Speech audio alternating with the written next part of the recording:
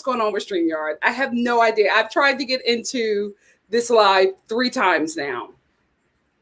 I don't know what's going on. I really, really don't. I contacted them and we're going back and forth, but they don't know what's wrong on their end. I don't know what's wrong on my end, so I apologize. I will confirm for you, though, after I'm done paying up my year subscription with StreamYard, I'm not coming back to this platform. I can't. Too many issues, and I paid too much money. Too many issues, and I paid too much money. But thank you all for being here. I thank you all for being here. Oh, shoot. What is going on? Ciao. Thank you all for being here. Come on in the room. Whoa, come on in the room. Yeah, we got so much to talk about. So won't you come on in the room? Come on in the room. Whoa, come on in the room. Yeah, we got so much to talk about because Shonda is here and she just gave me some great advice. Try Streamlabs next. I'll give that a shot. I will give that a shot. Thank you so much. So won't you come on in the room? Come on in the room. Whoa, come on in the room. Yeah, we got so much to talk about. I said we got so much to talk about. I said we got so much to talk about. So won't you come on in the room? What's up, Dr. M?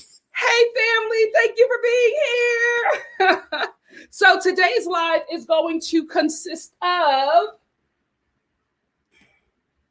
let me make sure my notes came over. The Real Housewives of New York and the Real Housewives of Beverly Hills. Tomorrow we will talk about BET Presents, The Encore, and Married at First Sight. The only reason why I did this is because I just have way too many shows that I review that come on Wednesday. I have a bunch of Wednesday shows, and it's just, I just feel like we will be here too long trying to review it, and I want to respect the playback people's time. So, you know, when you watch it back, I don't want you to be like, oh my gosh, 4 hours. I don't have time to do that. But an hour and a half or so, you can give me that time. So I just, you know, want to be smart about all of our time. So I just had to break it up. This is how it's going to be for a while because Married at First Sight Houston just started. BET Presents The Encore is about to end. So I think I still will keep Married at First Sight on Friday just because it's a 2-hour show and it's just so much we have to get through.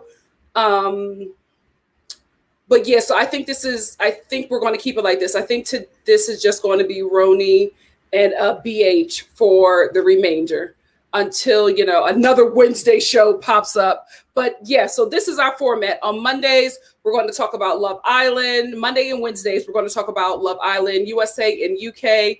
On Tuesdays, we're going to talk about The Bachelorette and Bachelor in Paradise. On Wednesdays, another Love Island. On Thursdays, Real Housewives. On Fridays, Married at First Sight Houston. And Love After Lockup / Dating Game. So that is going to be our schedule unless work gets in the way. You know, I will always keep you guys informed with that. Please follow me on Instagram at NikkiNicoleStar or check the community page here often. That's where I post the lives that I'm going to do daily because things change for me because, you know, actor life. Basically, I'm a contract worker. So I work gig to gig to gig to gig. So that is going to be our schedule moving forward into the fall. How are you guys doing? Mocha 2K, yes, you did. You made it. Guess what else made it? Hey. Shout out to the Telfar security bag program, which I'm a part of. Let me tell y'all something. Y'all think I'm waking up at 6 a.m. to get a bag that will be taken out of my cart by the time I go pay? The devil is a liar. I now am a part of the Telfar security bag program. I can't do that other one. I tried it. I did it twice. I was actually able to get a bag. And listen, I was very excited because, you know, you're on that high, like, oh my God, I got something that everybody wants. But when I did it again and I could not get my bag, I was just like, I'm not doing this. The defeat. Waking up, me and my sisters waking up at like 5:30 to get on the website and then you don't get a bag. Nah, I'm not doing that again. So I'm a part of the bag security program. They do it twice a year. And, you know, you may have to wait 3 months, 90 days to get your bag, but at least you know you can get the bag that you want. So You know what? Yeah, Dr. M, please answer that. I have not watched The Bachelor Australia. Thank you guys for sending me links so that I can get updated with Love Island. I'll be trying out those links. I hope they're not spam or they have viruses. Not that you guys would send me that, but I got an Apple computer, so I don't know. I don't know if they'll open it anyway. But thank you guys for sending me that so that I can get caught up. I'm actually trying to find a streaming service where I can get a lot of the shows that they don't show over here in the US. Like I love the clips that you guys have been sending me for the Real Housewives of South Africa. I really want to get into that show, but the links and everything, sometimes my computer opens them, sometimes my computer doesn't. I wish I could find a streaming service that can give me all the international shows, because I really would like to review that, since we do have the international audience here at NikkiStar TV. Shout out to my international NikkiStar TV subscribers. What's up, Star fam? Hey, Connie. Hey, Lady Virgo. Shonda, when did you order your bags? Because me and my family, we all got bags. I'm the only one who got mine. I am the only one who got my bags. So when did you get them? Oh, Missy B2, you got yours too. I'm patiently waiting for my bags. I'm going to be doing a security bag program for now. I got yellow.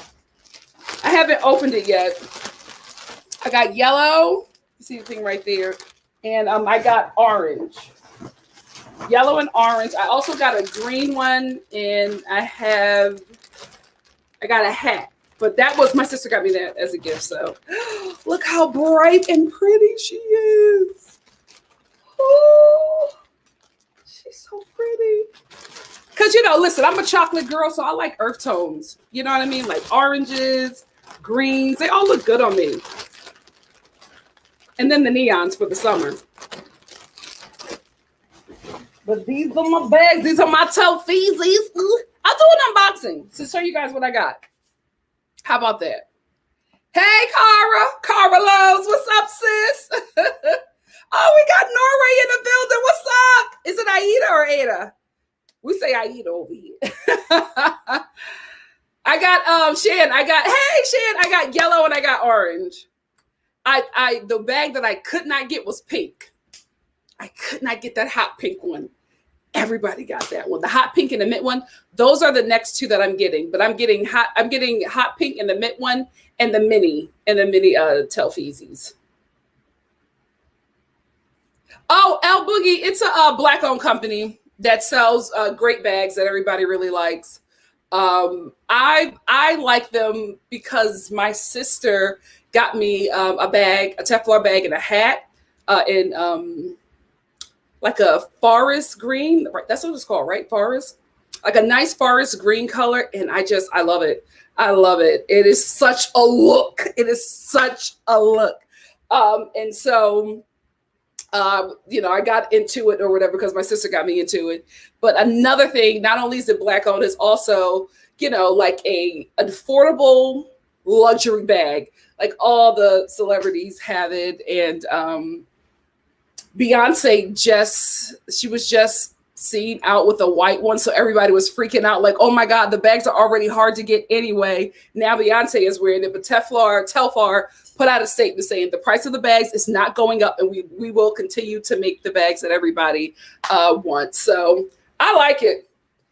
It's really cute. I can't wait to show you my winter look.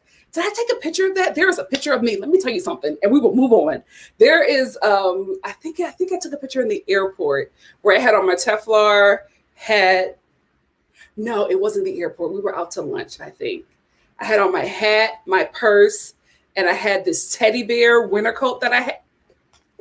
It was a scene, baby. And I had on my Gucci rainbow color glasses with my Gucci sneakers. You couldn't tell me nothing. I look like a Philadelphia scammer, but I look cute. Yes, I'll do an unboxing because I got a lot of Telfar stuff. So I'll do an unboxing for you guys. But yeah, do bag security. I do not try to buy them bags anymore. Listen, I did it once, and once was enough for me. The feeling of thinking that you're having your bag and you're going to check out, and as you hit purchase, you find out that all the bags have been sold out. I don't like that feeling at all. So I do bag security from now on. Hey, Black Lavender. Yeah, they have great colors. That hot pink and that mint. I already got a look for mint. I can't wait for him to do the bag security again. What's up, Ordered Steps? Hey, Priscilla. Me too, Priscilla. I was up early, girl. I was up early. By 6:01, I was checking out with that bag and somebody just swoop, took it off my hands. Thank you, Halty Light Work. Holly T. Holly T. Light Work. Hey, Island Vision Aries. Hey. Hey, Miss K. Hey. Oh, we got South Africa family in here. I love this. We got UK in the house. What's up, Indy? Hey, family. I'm trying to find a comment about VPN. If you wrote that VPN comment, can you just hit me up on Instagram, because these comments go so fast. That's another thing with StreamYard. These comments go so fast. And I don't know how to slow them down. I know how to slow them down on YouTube, but I do not know how to slow them down on here. If you, whoever sent the VPN thing, can you send it to me on Instagram at NikkiNicoleStar if you have it? If, what's another way? You can hit me up on Twitter too, or just email me. My email is in the About section. Priscilla, you know what? The only reason that I found out why they don't remove the sold out bags is because when they do their, look at me being Telfar Press. When they do the bag security program, they make all of those bags available. So you can get whatever bag you want. That's why they don't remove them from the site. Hey, Noel. Well, listen, that's celebrity culture, right? That is celebrity culture. We got Ohio in the house. What's up, Faith City? UK in the house. What's up, Dr. M? Thank you. Thank you so much, Dr. M. Thank you. Yeah, it is. Jazzy Go, it is. It's a cool indie brand. Yes, please. Like, comment, subscribe, share. Let's get your girl to 13K. I'm trying to get to 1 million by December of this year. We can do it. We can do it. Anyway, thank you all for coming on in the room. Let's get into this review. We're first going to start off with Rhony, the Real Housewives of New York, and then we're going to get into the Real Housewives of Beverly Hills. Bria Mitchell said, if you use a VPN for a lot of the sites, you can access foreign shows. Works with Netflix. Okay. Does it cost anything? That's my Instagram. Hit me up, please. If you like, give your girl a follow if you like. Oh, thank you, sweetie. Thank you. I love you guys. Thank you. I would do it if you didn't enjoy it. So it's nice to know that you guys are enjoying your time here. Come on in the room. All right, let's get into the Real Housewives of New York. I am, can I take this off the charger? Good. I'm still really disappointed in how Ebony is treating Bershan, right? And the reason why it bothers me is because Ebony has made her time on this show about not only, women's empowerment, but about the Black experience, Black rights, Black lives mattering. And here we have a Black woman on this show that is joining you within this cast, and you are siding with women who you said aligned themselves with white supremacy against this Black woman. It's not sitting right with me, because how you introduce yourself to this show, wouldn't you be the one pulling her aside, telling her about this group dynamic since you've been here first? If you are that sister, that woman's empowerment sister, reaching back, helping people, why are you reaching past Bershan? Like, what is the issue? Ebony, I gotta be honest, it's giving me, I want to be the only Black person in the room. That's what it's giving me. I just do not like how you're treating Bershan, especially when I don't think that she has done anything so outlandish for this group to ostracize her. It's just not, it's not making sense to me. And I don't like what I'm seeing, because for me, I feel like if you're going to preach this much on the show, you better practice what you preach when you have an assignment right in front of you. You keep on, like, as soon as Bershawn does any little thing, it's like, I told you about her. And then you get in the elevator with Luann again, one of the ladies who you basically called one of the daughters of the Confederate. You're in the elevator with her. I tried to help her. I can't. No, I told her she can't. But that's not okay. You don't do that to this group, girl. You just got here. Ebony, I don't like it. It bothers me so much. I do not like it. And I'm really, really disappointed because you are not practicing what you preach. And you preach a lot. And you are not practicing any of it. I do not like it. Leah, why is your charger looking like that on national TV? Did you guys see Leah's charger? I can't believe it was working. I cannot believe it was working. Leah, that charger looked like it was a charger of a 14-year-old who was working at Best Buy to get some money to use their discount to buy another Apple charger. It did not look like it should be a charger used by a woman who was supposed to be a multimillionaire on a show that is about wealthy women in New York City. It's giving struggle. It's giving struggle. I was so annoyed with that charger. Every time she put the phone up, I was just like, why? You worry, you have hair and makeup. You get a stylist to send you clothes to wear, but you overlook the charger. But you got a glam squad. It's giving struggle. Sonya. Let's talk about Sonya in this Bershawn fight. First of all, how do you have one of the best moments of the season in a flashback? So Leah, this episode, is the one I get because she was there, who tells the group that Bershawn and Sonya got into a physical altercation. And we only see clips of it in a flashback.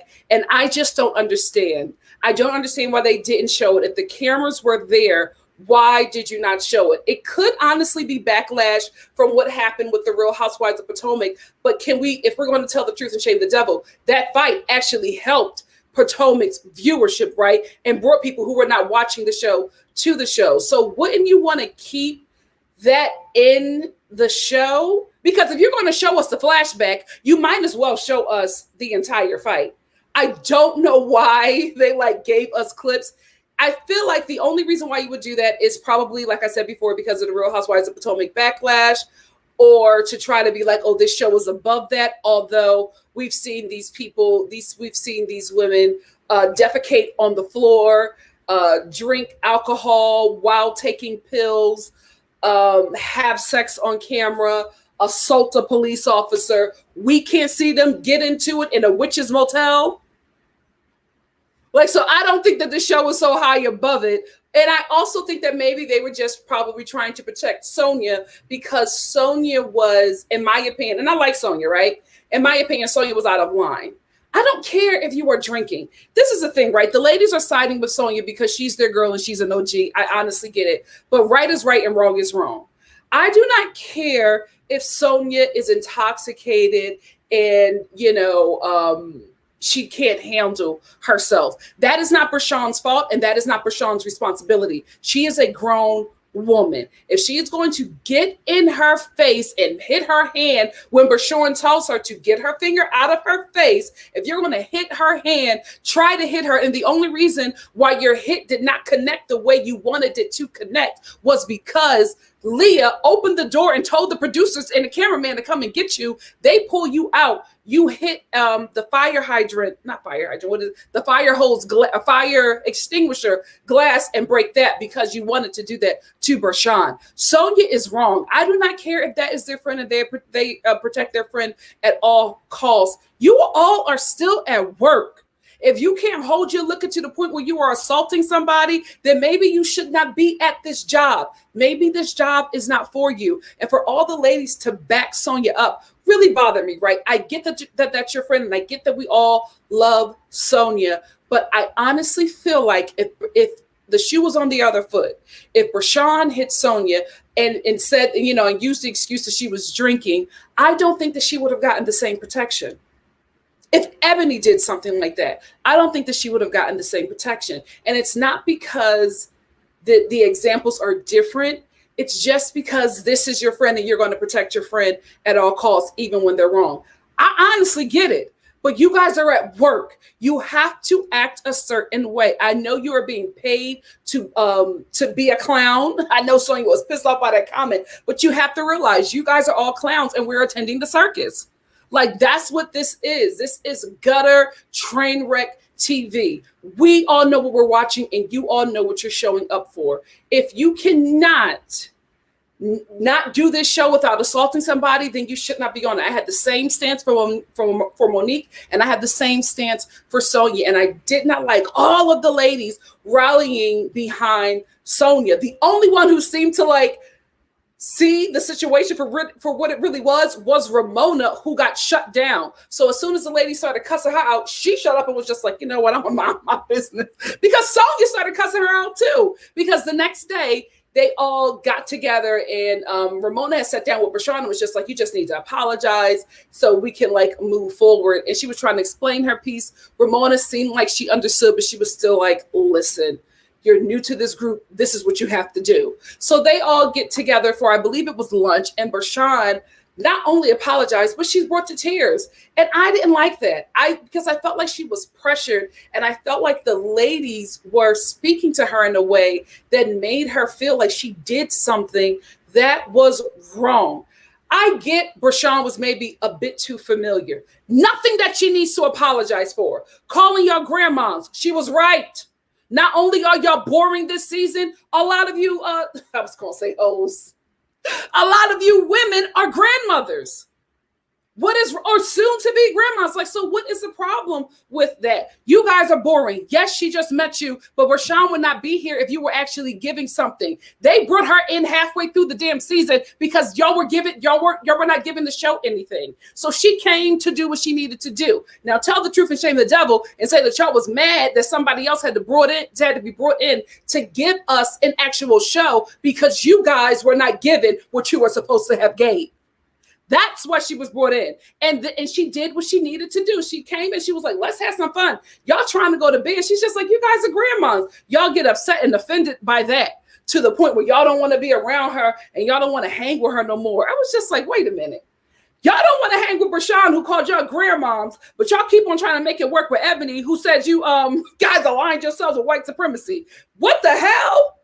Is the grandma comment, does that hurt more than being aligned with white supremacy? I'm confused. And I'm really pissed off because I just felt so bad for Brashon. She's crying and apologizing to all of the ladies.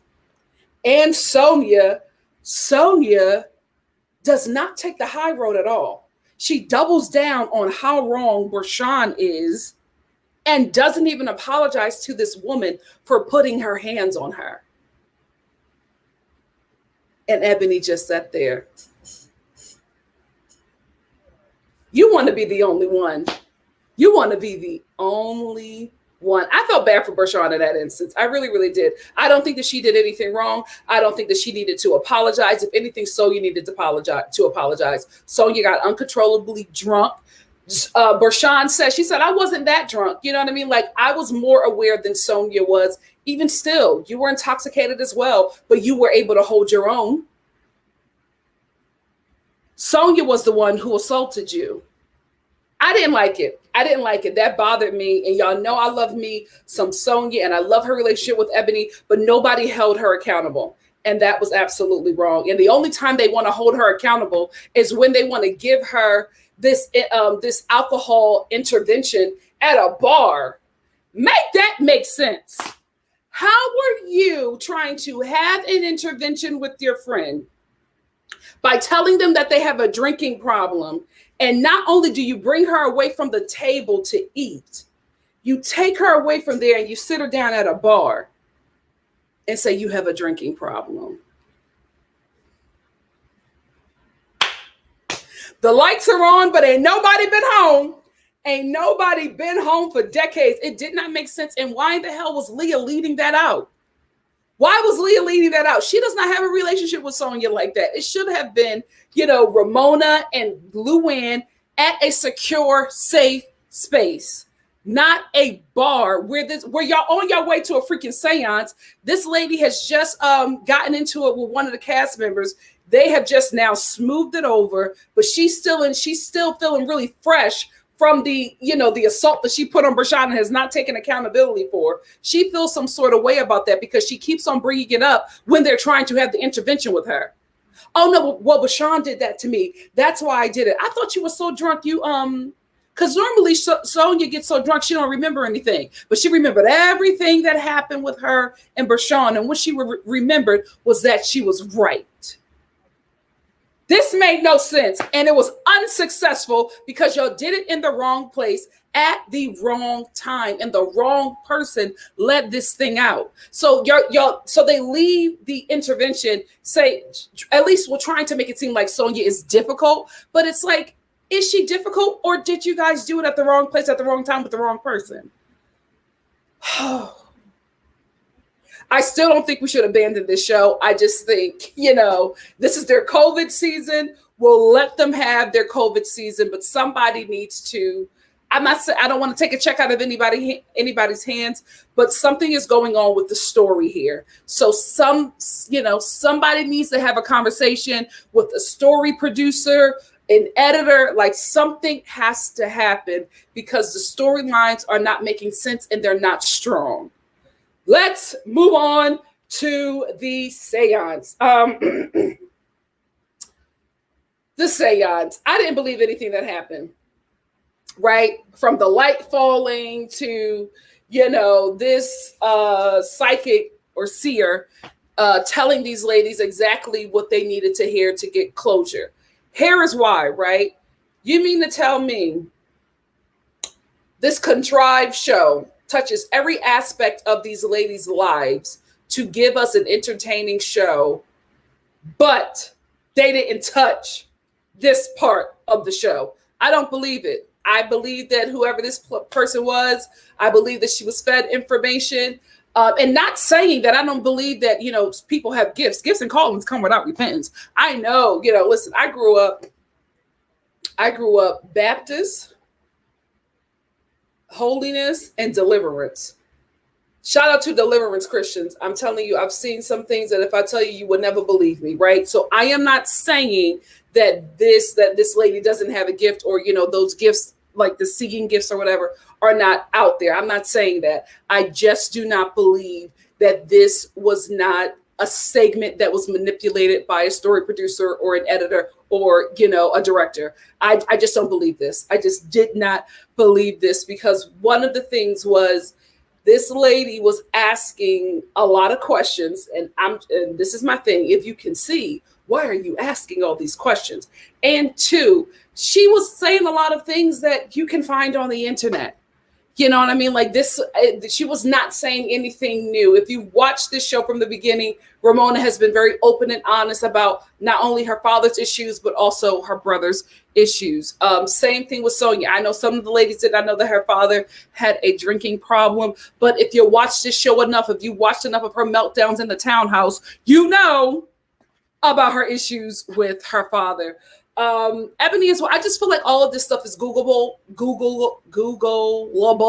And if you talk to any of the lady story editors, you can get this information out there. How you can get this information from them. Although I think it's contrived and I did not believe anything that happened, I'm glad that Ramona, Ebony, and Sonya got the closure that they needed.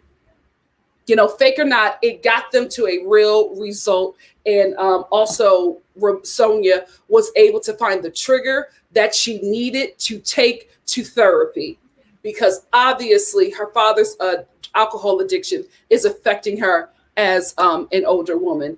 And I'm glad, right? Even though I don't believe it, I'm just glad that she got the closure and the information that she needed to move forward. Because that was a tough little scene to watch. That was a tough little scene to watch. Before I close out, let me just lighten it up. When Ramona was talking to the seer or the psychic or the seance lady, when she was talking to her, right? Didn't you expect for the lady to be like, shut up, Ramona? Didn't you expect her to say that? Like, shut up, Ramona, and let me get this out. Because every time she said something, Ramona was like, yes, that's what happens. I abandoned him. I didn't do this. My brother was sick. And she was like, well, he's trying to say,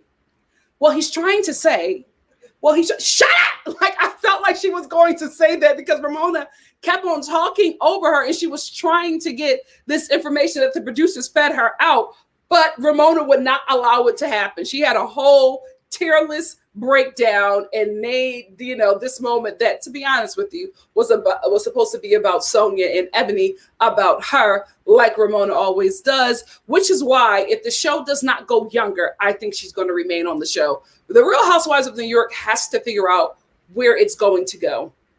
That's what I think. They have to figure out not only where it's going to go, but what is the audience that they want to cater to. I think this cast as it is cannot stand.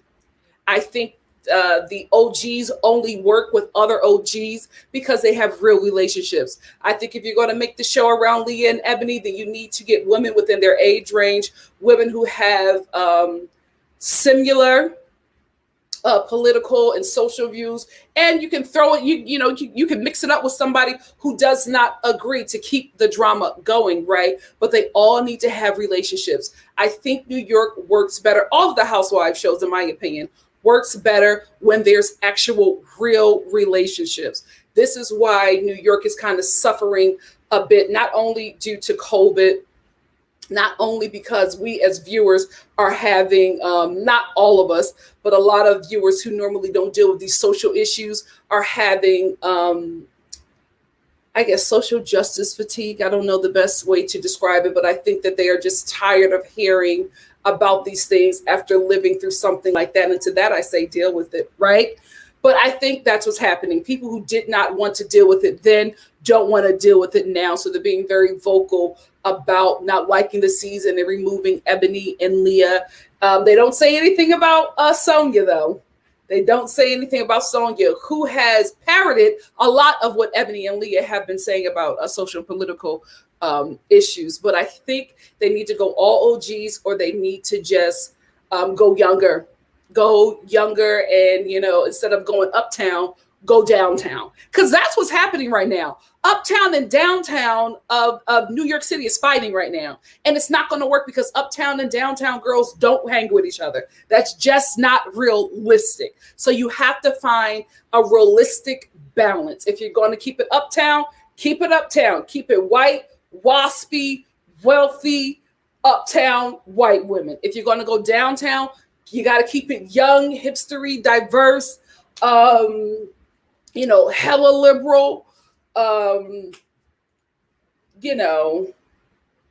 got to throw in an Afro-Latina chick. How you got, if you're going to have a show about New York City and you don't have an Afro-Latina chick, I just don't know what the hell you're doing. But that's what they need to do. They have to figure out where they're going to go. I think if anything, if they're going to replace Leah and Ebony, I think they need to replace Leah and Ebony with Bethany. Let me just give you my cast. If we're going to keep it uptown, right, you need to bring back Bethany, keep the Countess, drop Sonia down to a friend because she needs this check, right? But she has an issue. Until she can get her issue under wraps, drop her down to friend of the show. You're going to have to keep a Ramona. I think you need to bring back Jill Zarin. I also think you need to bring back Dorinda and Aviva. Those are my people. I also really like Carol because Carol is New York City. Carol is New York City. That is an identity that is very prominent in New York City. But a lot of viewers don't like Carol. But I would say bring her back and make her friend of the show. But that needs to be the uptown cast. If you're going to do downtown, I think you need to keep Leah, Ebony. I think there's a whole lot of New York City girls that we just don't know about that you can bring. I think you need to bring like an Afro-Latina chick who flips houses. You know what I mean? I think you also, we got Ebony, the Jack and Jill New York chick. I think you also, we can't find like a bad Asian chick in New York City. Like, come on. Like, there's a way to do this show to make it work for uptown to downtown. But you can't keep on mixing uptown to downtown. It just is not going to work because that is not realistic for New York City. That is all I wanted to say about the Real Housewives of New York. What is your take on this episode? I'm going to go up a bit so to make sure I don't miss everybody. And then I'm going to come back down to the most current comments. Yes, let's do it, F. Usher. Let's do it. I am a true gem. What's up, my love? Said Ebony is used to being the only one in those environments. You can absolutely see it. You can absolutely see it. And she is showing it. I hope you watch this back, sis, and I hope you recognize that you have that issue, and I hope you fix it.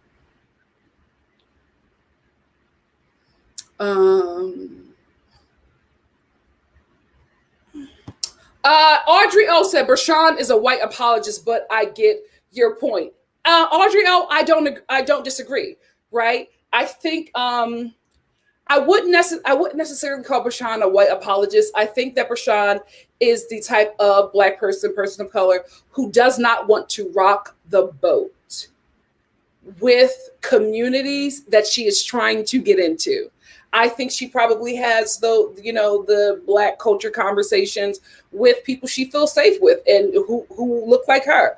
But I think when she is in mixed company, she talks an acceptable way with mixed company. I think Bershawn is somebody who is always networking. That's what I think. I wouldn't necessarily call it a white apologist, but I think that she is always networking. That's what I get from her. Oh, do I have it, Greta? Where I have it.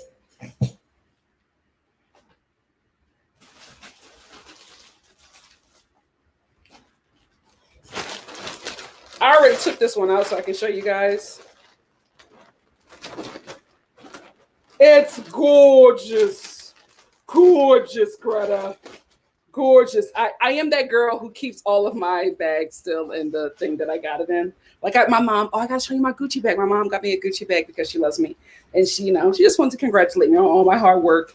And I keep it in my Gucci box. Like I do not play. But yes, it's so cute. And this is what my little sister got me for my birthday. And she also got me the hat that goes with it. But yeah, I'm that girl. I keep it in the bag, in the box. I don't play. I highly recommend Dark Olive and the hat. Enough about them. Let's get back to the review. Thank you, Simply Simone. Oh my gosh. I can't even play with Ivy Park. I can never get Ivy Park. I just stopped bothering. Audrey O said Leah is so ratchet. I don't think she is. I think that's what she tries to aspire to be because of the demographic that she sells her garments to. But I don't think that's who she really is. Oh, Mocha 2K said, I think that Ebony is holding a grudge from that first dinner. Could very well be true, but she still gives me I want to be the only one in the room. What's up, Morgan? Hey, Shed Pearl said last season was my first time watching Potomac and I am hooked. I want to live there so bad. Potomac has been doing great for the past this current season, absolutely knocking it out the box. Last season, phenomenal. And the season before that. So for the past 2.5 seasons, they have been killing it. But I'll say 3 seasons because I feel like this season is going to be a huge hit as well. Luann. She actually didn't fight a police officer off camera. It was recorded. She was driving drunk, and a cop pulled her over, and he gave her the drunk test or whatever, and he arrested her, and she did not want to be arrested, and she hit him in the face and survived.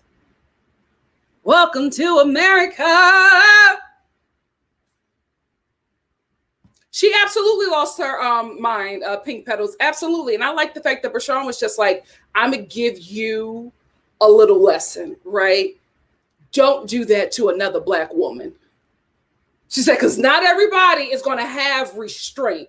So learn from this. She said it in like a joking manner, but you have to be, like, you got to be smart. You cannot do that to people and think that just because of who you are or because this has never happened to you, that it will not happen.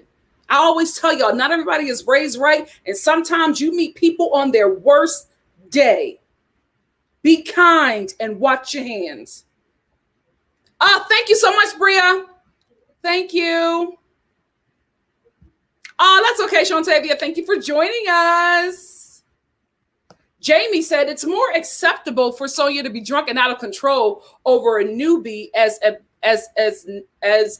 oh God, as obnoxiously loud as Bershawn. Absolutely. There's rules to this game, right? I absolutely agree with you. I still just think that Sonya crossed the line by, getting physical. And I just did not like how none of the ladies acknowledged that. Absolutely. Absolutely. Priscilla says she'll be called aggressive for sure, which again is why it bothered me that Ebony did not have her back. Like, I don't get it, especially how she preaches on this show. Hey, Black Gal. Black Gal said, and Bravo gave grace to Sonya, but showed the fight between Monique and Candace. They should have showed it in its entirety, not as a flashback. I agree. And Leah, who was there, still sided with Sonya after she had to pull Sonya off of Bershawn and go and break the fourth wall and get production to calm Sonya down and take her out of the room because she was trying to hit Bershawn. The ladies were wrong. They were wrong for not acknowledging what Sonya did to Bershawn and letting her know that she needed to apologize. Candace said, I saw that raggedy charger. A mess. Shan said, I didn't think Sonya actually touched Bershawn. I thought she just smashed the glass. Did she put her hands on her? Y'all, did I miss that completely? She absolutely did. Because Bershawn was saying, get your hand out of my face. And then Sonya was like, I'm going to put my hand in your face. Then Leah got in and was like, no, ladies, let's not do this. She pulled Sonya back and Sonya reached out over Leah and hit Bershawn. That's when Leah was like, she opened the door and was like, get her out of here. And there probably was a lot more. But again, they were cutting away and just giving us clips. There probably was a lot more. Absolutely, Morgan. The woman, including our good sis Ebony, was too hard on Bershawn. Absolutely. And if Leah was not there, Sonya would have connected that hand to Bershawn's face and the show would have been canceled. Baby. Because Bershawn is a sweetie, but she ain't no pushover. I loved how the next day she was like, doing her affirmations and working out. I like her. I like Bershawn. I like her. Jamie said Bershawn did get a little too familiar for a newbie, and she apologized for that because she did. She just did. I absolutely agree.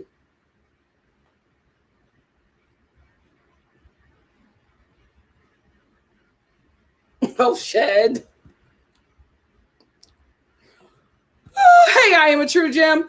I am a true gem said that's because they know white supremacy benefits being known as a grandma doesn't. Yeah, that's really, really good. That is a really great point. Yep, because being a woman and being called old and out of touch is not good. Good point. I am a true gem. Hey, make it make sense. Make it make sense that Bershawn could have taken a stance, but she gives me social climber. Absolutely. She wants relationships with women like Ramona. Absolutely. Ordered Step said, we'll come back to chat heading into a meeting. Go kill it. We'll continue listening in the background, though. Thank you. Shonda said Bershawn was done wrong. Her comment was uncouth, but not terrible to warrant that treatment. Absolutely agree. Me either. Pink Petals. Pink Petals said, I didn't like how Sonya kept saying you're bigger and stronger than me. That didn't sit well with me. Also, the fact that Bershawn had to apologize to Sonya for mocking her, although Sonya did the same exact thing. And in my opinion, it was extremely problematic. Because remember, when Sonya and Bershawn were going back at it, Sonya was doing these mannerisms and doing this kind of voice that she interpreted as Bershawn's voice, right? But it was giving it was giving minstrel show, right? It was, oh girl, I'm gonna say this to me, put it in my face. I'm a clown, you a clown too. She didn't apologize for that. So why did Bershawn have to apologize for saying you're acting like a clown and started acting like a clown? She did not imitate Sonya. She imitated what she thought a clown would be. But Sonya changed her voice, changed her mannerisms, and it was very minstrel. None of it was Bershawn. She didn't mimic anything about her voice. She didn't mimic anything about her mannerisms. She mimicked everything, every Black female stereotype to say that was Bershawn. And she didn't apologize for that either.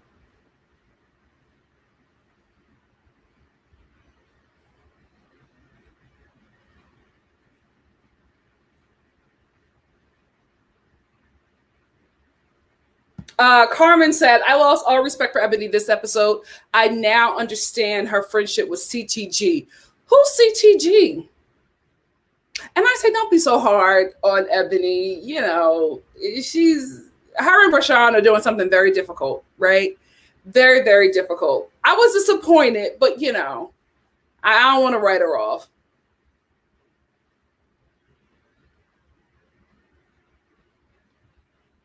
Hey Ada.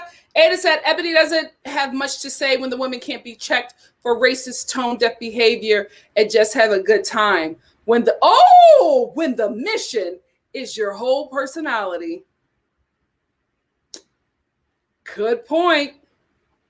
Make it make sense. Ebony still thinks she's on Fox News. She forgot she's free now and doesn't have to educate the masses. She should stop trying to teach because it's not successful. Well, that psychic seer, seance lady, seance leader told her that that's her mission now and that this is what she has to do. So if you think Ebony was going to stop now, oh no.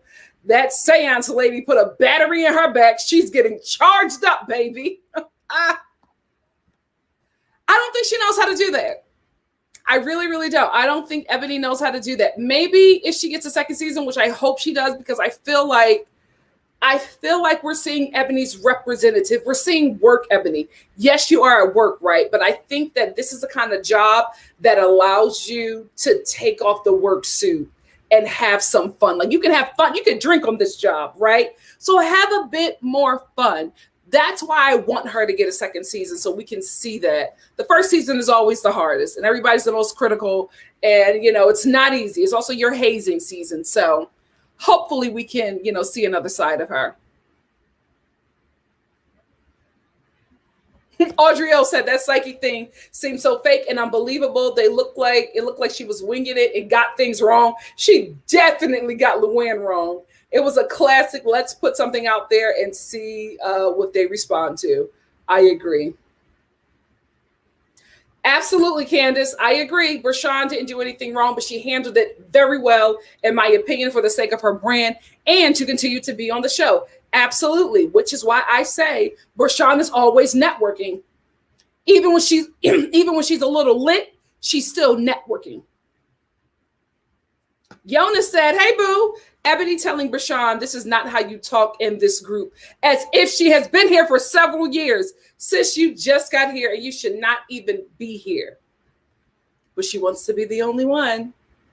Hey, Marianne. Marianne said, I feel like Ramona has to speak everything because she's afraid she'll forget what she's going to say, so she inappropriately rambles on. I also think if we go back into Ramona's history, she had her father, not only was he abusive, but he spoke over her, right? And she would always say that she was afraid to speak because he was very abusive. So I think with Ramona, when she speaks, and she is not going to let anybody shut her down. And she gets very defensive if she feels as if somebody is not letting her speak. And I think, again, that is emotional trauma from her childhood.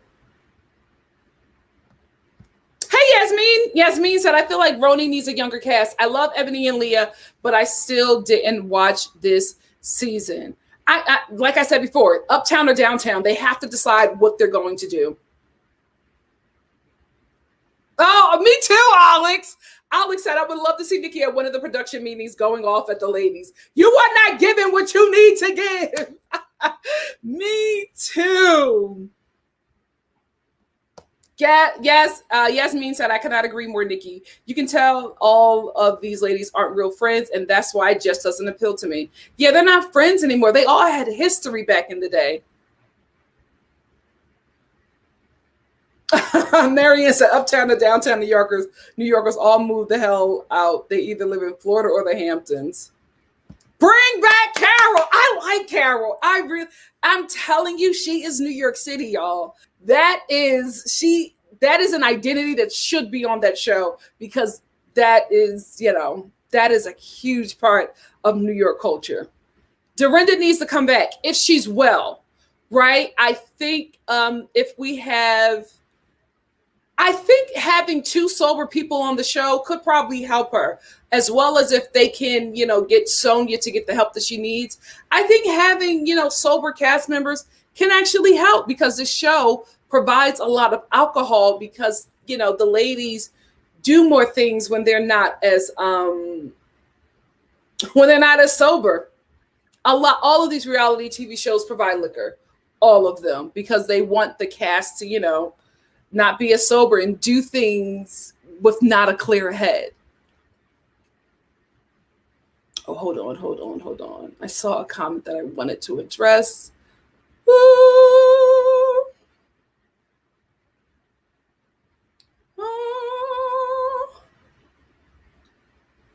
I saw a comment. I'm sorry if I missed that comment. The comments jump so fast.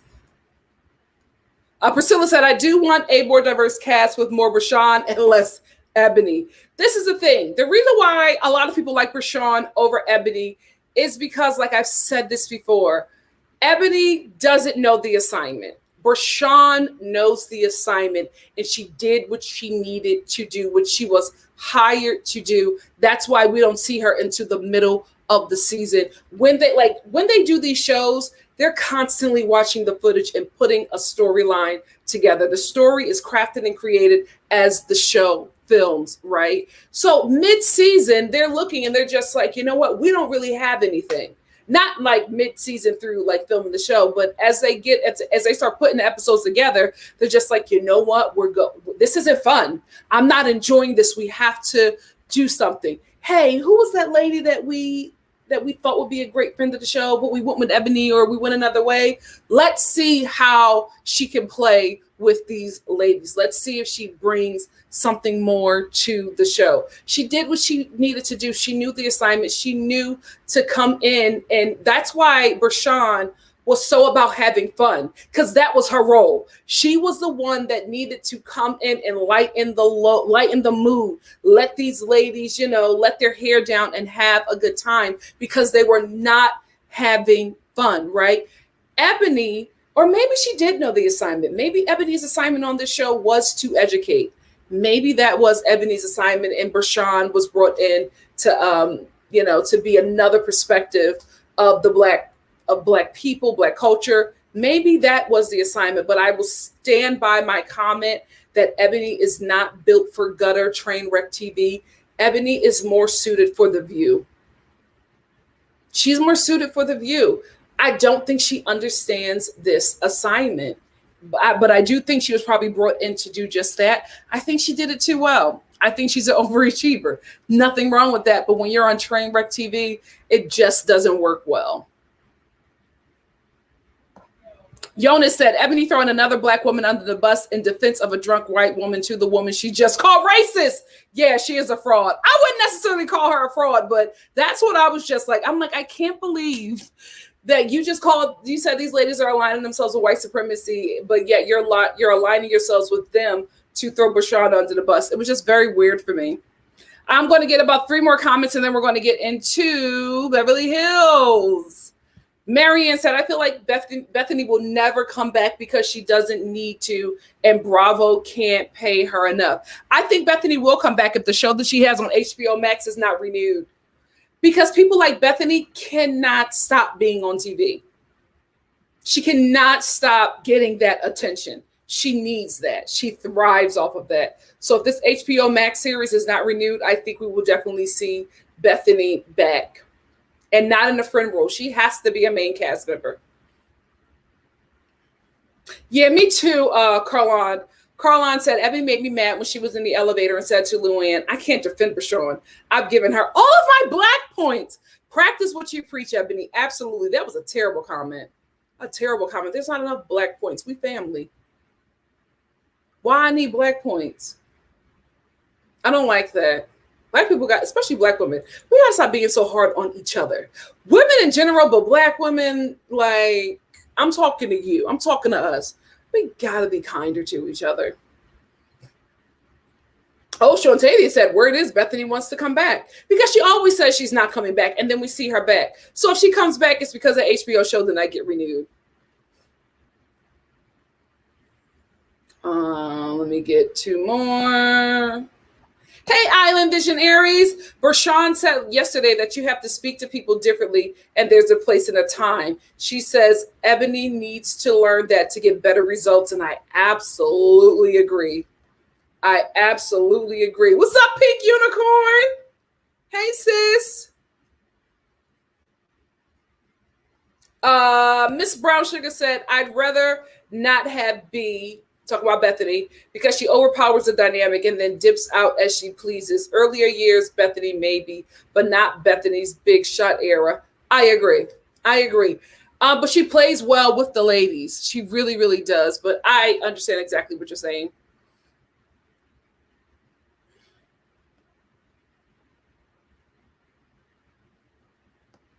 Let me get Audrey O. Great way of explaining Bershawn's code switching. I say her up and Adam interview. I saw her up and Adam interview, and it seemed like she was offended with All Lives Matter. Did you interpret her actions at the dinner that way? I can't really understand the question, but what I will say is at the dinner, even when she said, you're a black girl, I'm a black girl, we're all this and we're all that, we're all the same people. She's networking, guys. She's networking. Bershawn is always networking. Yes, listen to Pink Unicorn, 73 likes. Come on, y'all.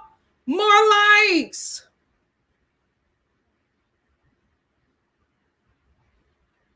More likes.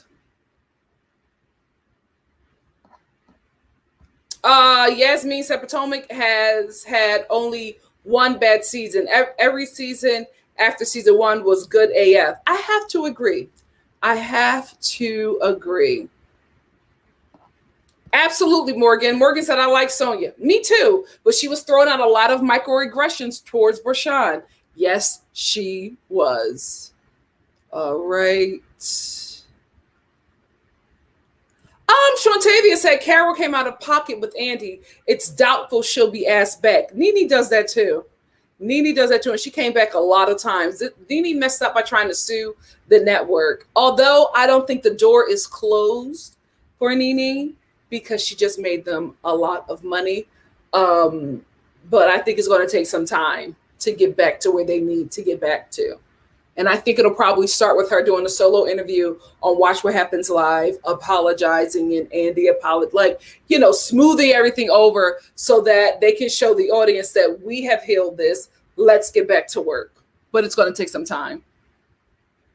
Yep. Audrey O, absolutely agree. The Bershawn situation was a great way for Ebony to educate the woman on how this will be perceived. And she didn't do it because she ran out of black points. What an awful thing to say to a white woman that you said aligned herself with white supremacy. I'm confused. I'm so confused. Because if I'm confused, I know Luann is confused. Like, what the hell is acceptable? And then, Ebony, it doesn't help that you being a brown paper bag test appropriate and you are not saving this dark-skinned black woman. Let's move on to Beverly Hills.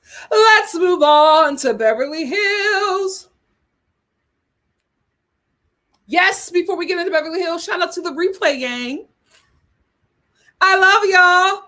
Give mama 20 minutes so I can put the timestamps in so you can watch in peace. And please, I encourage you all to watch the segment that you want to watch all the way through, because I feel like a lot of times I say or I clear up the statement that I made. And a lot of you post a comment and don't watch while you're watching. And I think that's great. But I would appreciate if you don't delete your comment, if you keep your comment, to also update with new information under that comment. I would appreciate it.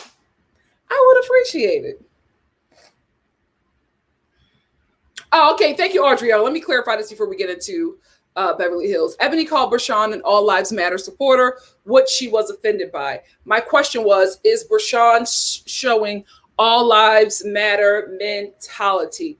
No, I don't think so. I think that she's networking. And I think that she probably has a different conversation when she's at home, because you can kind of see it on the show. Sometimes networking Bershawn slips, but a lot of the time she's always on. I think she's networking. I think she's networking. Oh, Kara, I don't think it's just Bethany. But let me get your whole comment. Kara said, I don't think that Bethany can save the show. Even her last season was quite boring and felt forced drama. We need a total cash shakeup, although it makes me sad because I love the golden era. Same here. That's what I was saying. I think that it just can't be Bethany. I think the cast that I mentioned before has to come back. I think it needs to be a Viva, main cast member. How can you not have a Viva? If her father is still on this, if her father is still with us, then he does not need to be a part of the show. In the wake of Me Too, that man will not work on the show. But Aviva needs to come back, because Aviva has connections and wealth, and she did not feel intimidated by them ladies. She got them together and kept on getting them together. Carol needs to come back as a friend of the show. Bethany needs to come back as a main cast member. Dorinda needs to come back as a main cast member if she's healthy. Sonia needs to be dropped down to friend of the show if she's healthy. Ramona needs to come back. If we're going to go with diversity, then you need to keep Bershawn and Jill Zarin. Full cast members. But you gotta keep it uptown. If we're doing downtown, then you gotta let Ebony and Leah lead it out and go all new. Go all new.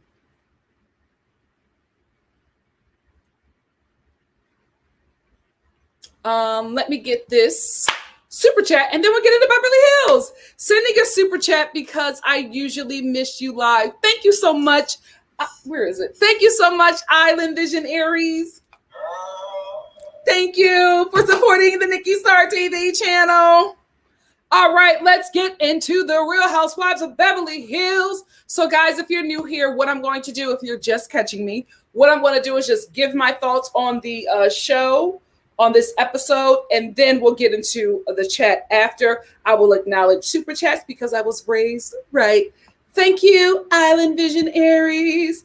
Real Housewives of Beverly Hills. What was the reason for Erika's clubhouse if she had that huge estate? It's giving me boyfriend getaway, because in this episode, Erika, who was leasing her office space, decides to let it go because of the financial issues that she has gotten into because of her husband's scamming ways and him investing a lot of money into her. I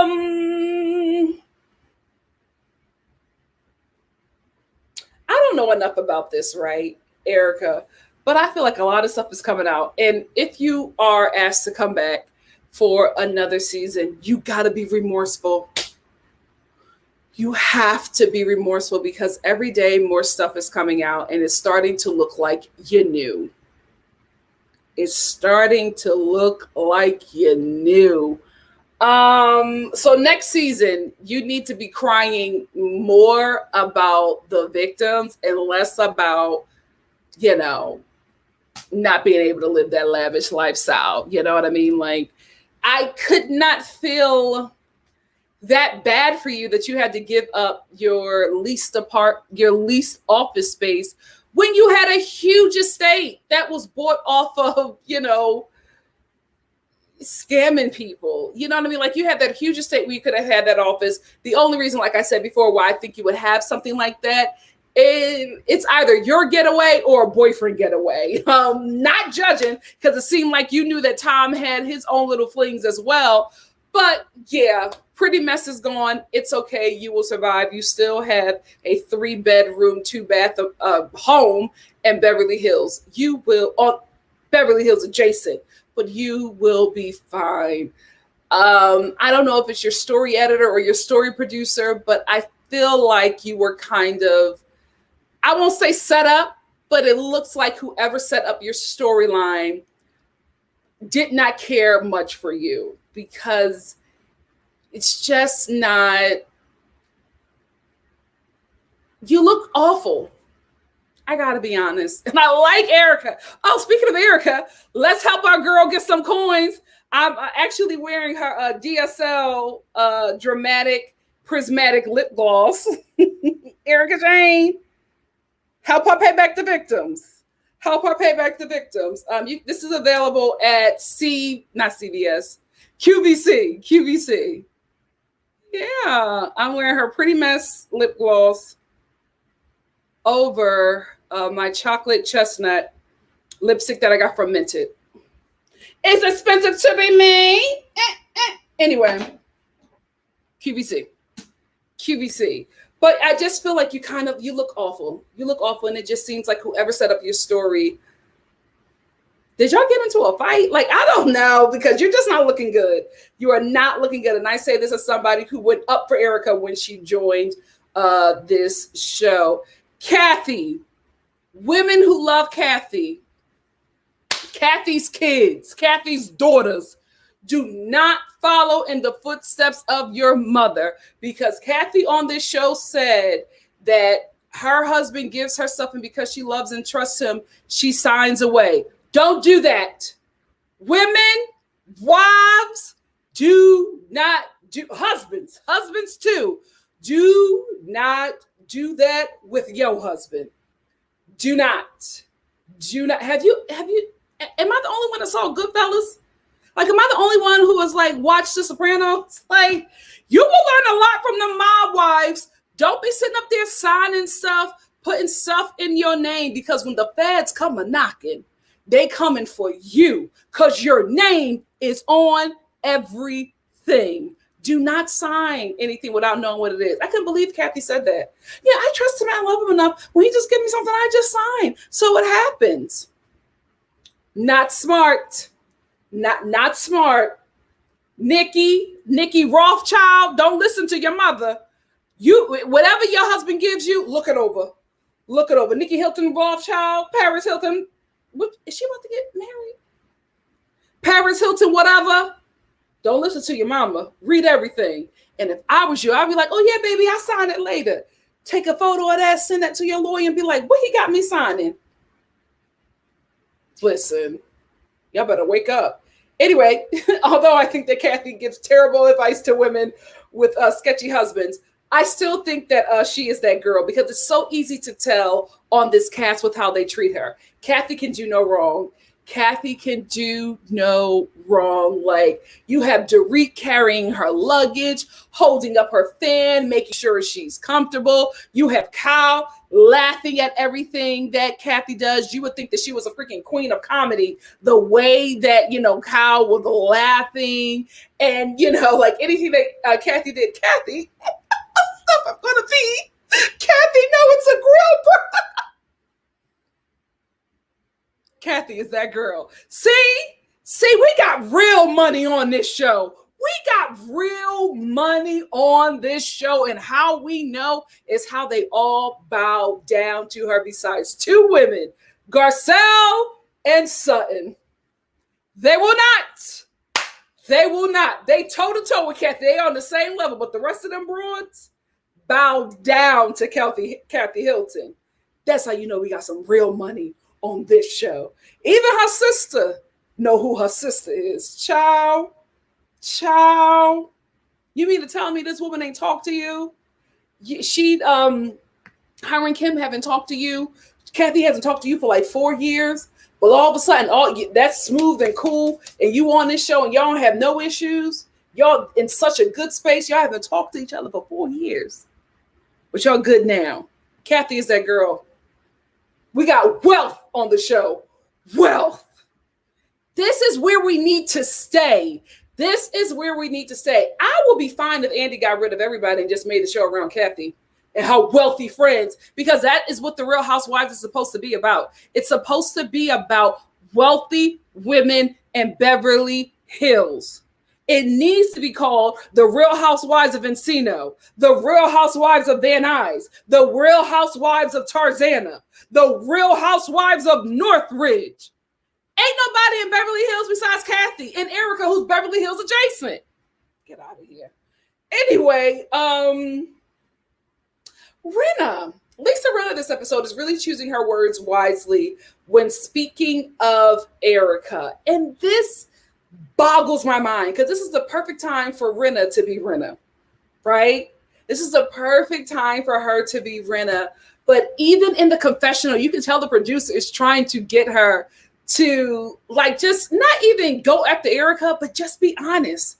Just be honest, because all of Erika's stories is not making sense. You guys are getting, not only, let's be real, not only are these ladies getting everything from blogs and community gossip, they also have people who search for stories on the other ladies so that they can have something in their arsenal to come after them with. So that's why I never believe that these ladies are just finding out about what's going on with Erika. The only people that I feel like are really in the dark about what's going on with Erika is Sutton, Garcelle, Crystal, and Kathy. I think everybody else, that Beverly Hills clique, I think they all know what's going on and they protect each other. Like with Dorit. Dorit has stayed, her and PK have stayed in financial problems and they do not talk about it on the show. I will never forgive them for the cameras being there, actually filming. And there is a woman who walks up on Dorit with her cell phone camera out, her smartphone out, videotaping Dorit saying, "Where is my money? Where is my money?" And you got freaking cameramen right there, got the camera up, not filming this woman running up on Dorit saying, "Where the hell is my money? I gave you and your husband money to invest these funds," or whatever you said that you were doing, "and I did not have it. I want my money back." Videotaping this chick. She puts it on Instagram. That's how we find out about it. None of it is on the show. It's because of this Beverly Hills clique. They all have this thing where they're all cool with like production and cow. So nobody tells the truth about what's going on with the cast. It's only the people that they don't like. So if Garcelle or Sutton was in this embezzling scheme, they would have talked about it every freaking day. It would have been the only storyline on this show. They would have hired people to come on the show to talk about it and to be like, "Oh, well, I was out to lunch and the lawyer that's suing Garcelle came to sit down and talk to me. So I just wanted to invite him here so we all can get a clear understanding of what's going on." That's what Rinna would do. They would all be talking about it if it was Garcelle or Sutton, even Crystal. But because it's Erika, they have no idea. They don't know. They think she's innocent. Rinna, the first time I've ever heard her say this, I don't have anything to say. Really? I get protect your friend, but you're at work.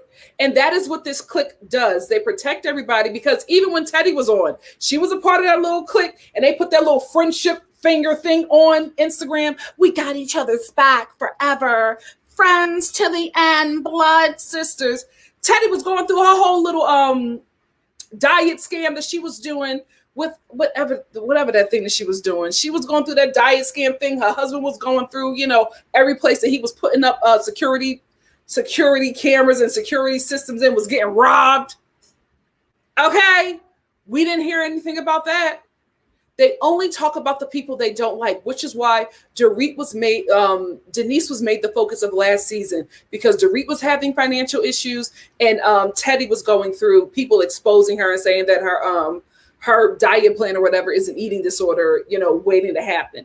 All of that was happening in real time while they were filming. And we got none of it on the show. It's because of this Beverly Hills clique. Andy, you have to get a new production team for two of your shows if you want them to remain. 3 if you want them to remain.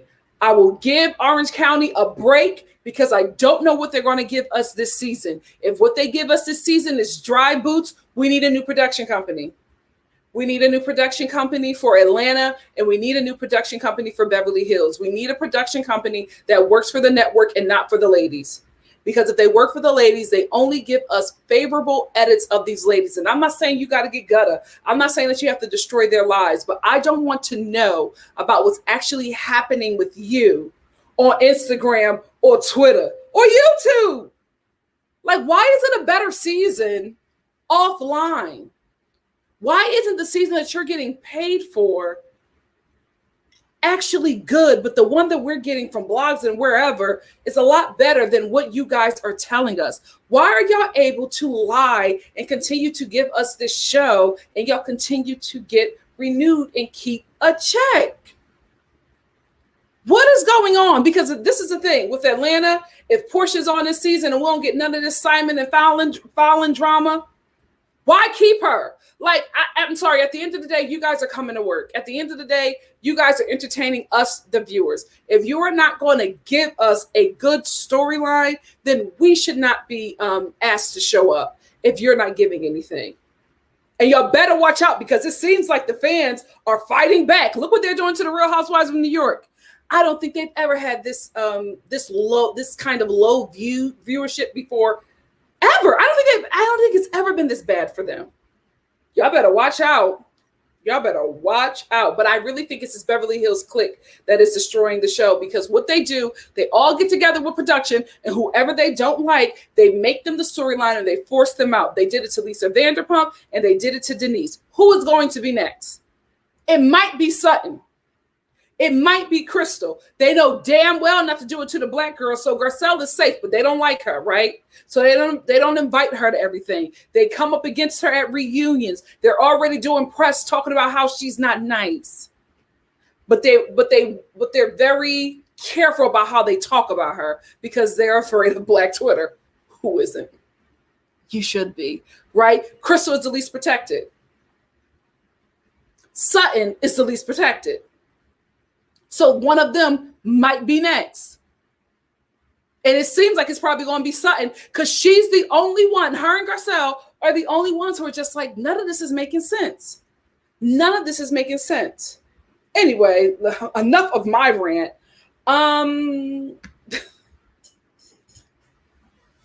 Let's get into the foolishness.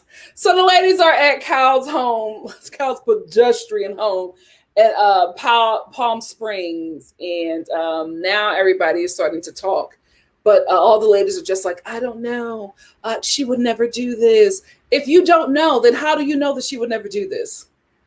How do you know if she's innocent, but you also don't know anything? I cannot stand this Beverly Hills clique.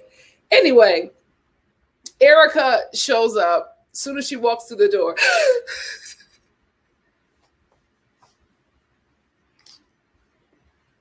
Denise would have loved this.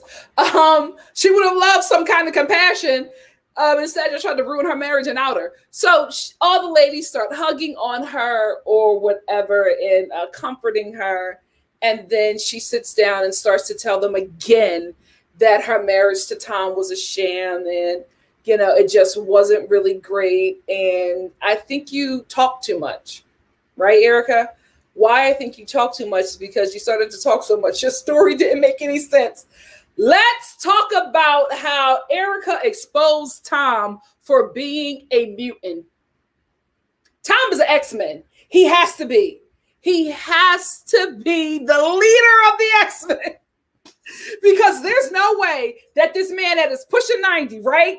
If you listen to Erika, he was in his car, probably with a mistress, drove it off a cliff, snapped his ankle, but was also unconscious for 12 hours and still survived to live another day, has no limp from this cracked ankle. He is bright, clear-minded, but you said that last week that he had signs of dementia, but he has a clear enough mind to cheat. What the hell is going on? I was listening to this story like, wait a minute, what? And nobody said anything. This is why I cannot stand this clique. Nobody said anything. The only person who said something was Sutton with her facial expression. She was like, because it wasn't making sense. Tom is damn near 90, drove off a cliff with his mistress in tow, snapped his ankle, was unconscious for 12 hours. I guess in the 13th hour, he woke up and called Erika. And she MacGyvered some kind of rope and pulled him out of the ditch. And nobody knew about this. Like, nobody recorded it. Like, there was no press. If he was in a ditch that you had to get him out. First of all, Erika, I had no idea that you were that strong that you were able to pull Tom out of a ditch. What? It didn't make sense. So he was unconscious for 12 hours. In the 13th hour, he woke up and called you and told you that he was in the ditch with his mistress. Wait a minute. Did the mistress survive? Is she still dead in the car in the ditch? We got to go mistress, or at least recover her body. Like, what is going on? And they all just sat there, wow, oh my God. That made no sense, and they ate it up. I cannot stand this clip. They ate it up. It made no sense. Let me tell y'all this again. Tom, how old is Tom Girardi? Wait a minute. How old is Tom Girardi? Girardi, whatever.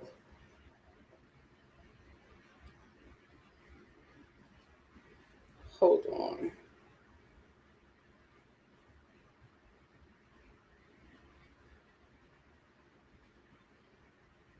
'82. This 82-year-old man drove off a cliff. In a ditch. Snapped his ankle while he did it, laid unconscious for 12 hours, and he survived. Where his mistress? Was the mistress older?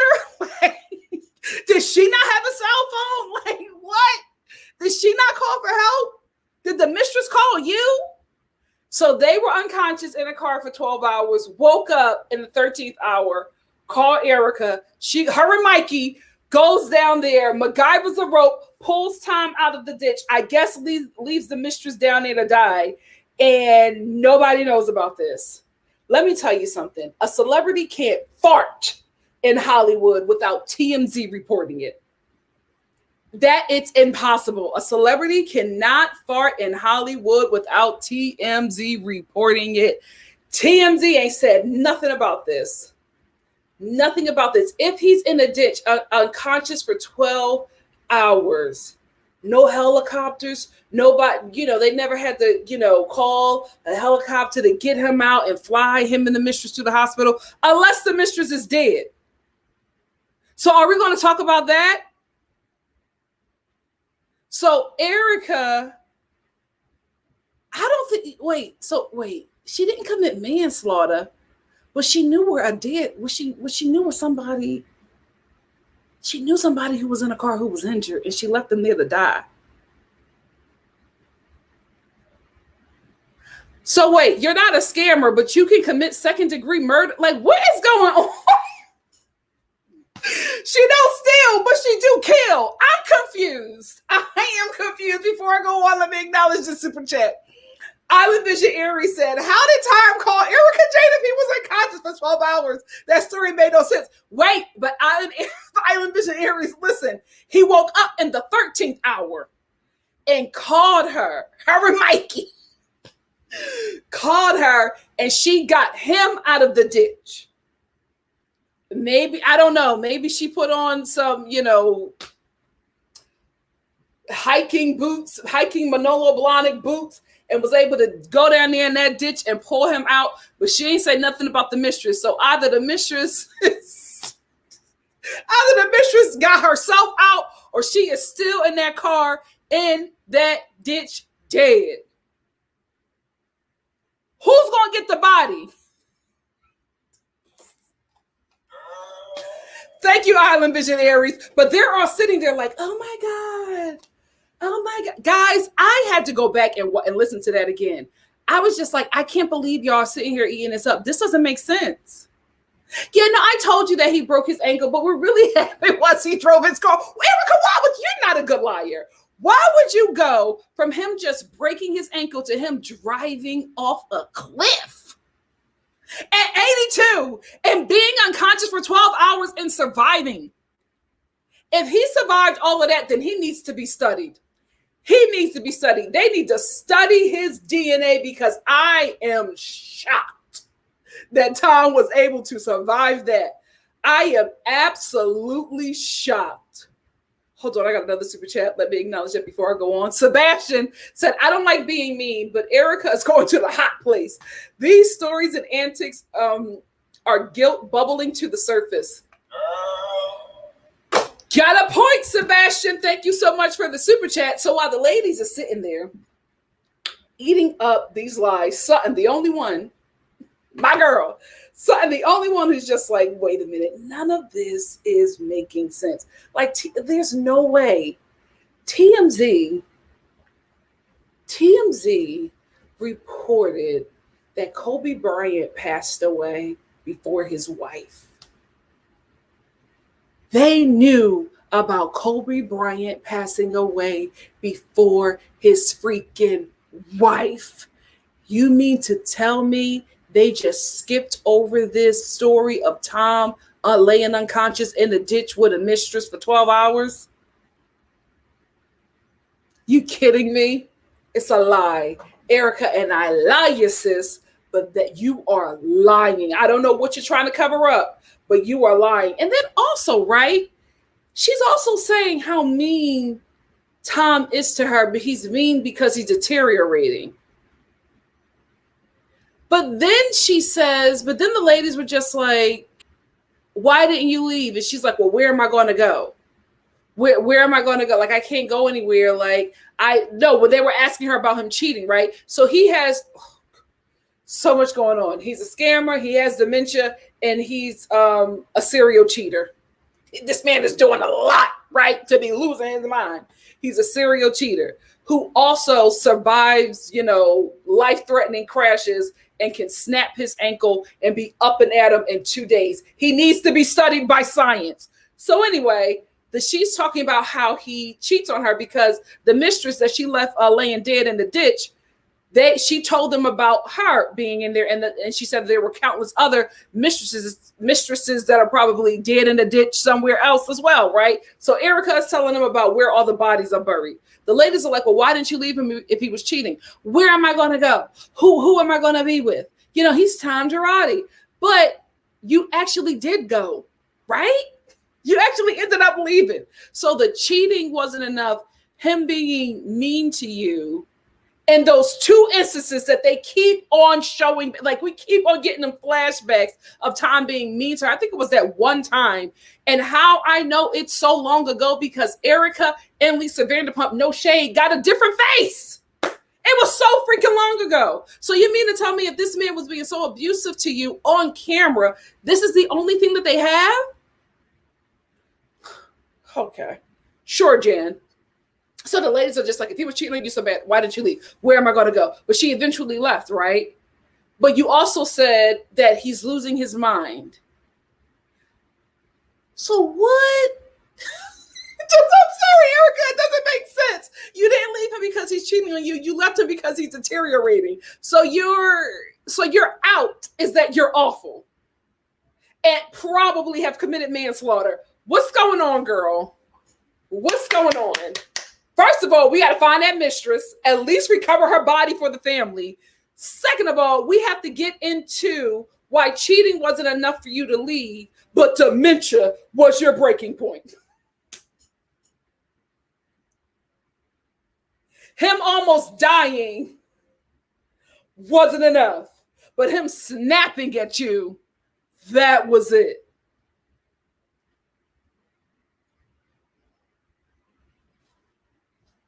Justice for Denise Richards. I mean, this is ridiculous. I know Denise Richards and Lisa Vanderpump is watching this show like, wait a damn minute.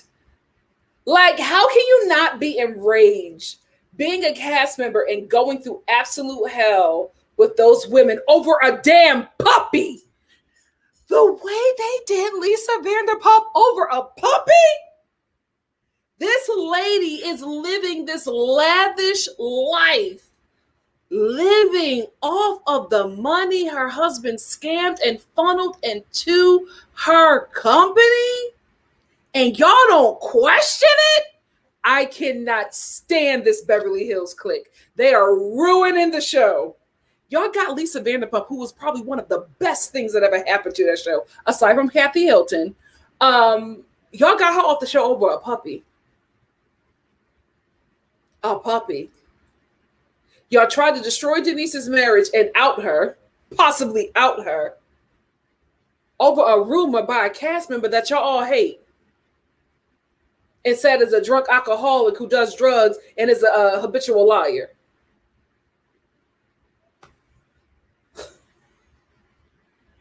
I would be livid if I was Lisa Vanderpump or Denise Richards. I would be livid. And I think I'm going to be a bit more livid watching the rest of this season, because it seems like Garcelle and Sutton are going to be the only ones who call Erika out. And it seems like they're probably going to do the gang up thing again. That's why they bring Teddy in. That's what they're going to try to do. They're going to try to gang up on the girls who are calling Erika out. And I hope the fan base wakes up and does the right thing and protect Garcelle and Sutton at all costs, because they're going to try to do it again. They're going to try to do it again. You know what, Andy? If you won't bring Detective Megan King Edmonds on the Real Housewives of Orange County, please bring her to Beverly Hills. She would have solved this case in one episode. Megan would have been like, wait a minute, Erika. Hold on. Because I checked the police. I checked my police scanner and I did not see any calls from you about Tom being in the ditch. So what is the truth? Get Detective Megan King Edmonds on the Real Housewives of Beverly Hills. If you're not going to utilize her for Orange County, get her in Beverly Hills so that we can get to the bottom of this story. She would have solved it in seconds. Seconds! Anyway, that's all I have. Ooh, I just thought about something. Or at least get one of Tom kids on the show. Get one of Tom kids on the show, because word on the street is Erika is suing Tom's estate to get what she is owed from him before the kids. She's saying, before them kids come in and start grabbing, let me get what I can get first. Before the kids, the burn victim, the plane crash, the plane crash people's family, before they start coming for their money, let me get my money first. Get Tom's kids on the show, his daughter. Get his messy daughter. Get her on the show. And let's really get to talking about this case that don't make no damn sense. Missy B2 said, come on, Nikki, Erika signed up for cheating, not dementia. But I'm just like, listen, thank you for the super chat. But I'm just like, listen, if he's getting old and about to die, when you marry a man for money, isn't that the jackpot? Isn't that the jackpot? Isn't that what you want?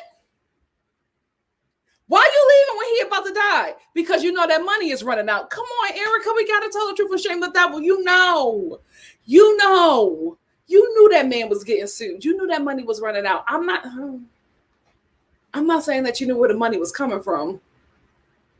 But I'm saying you knew he was getting sued. You knew he was in that deposition talking about he ain't got no damn money. He got $50 to his name. You knew. And you was just, there's nothing wrong with that. Being like, let me get out of this. There's nothing wrong with it. But I don't know.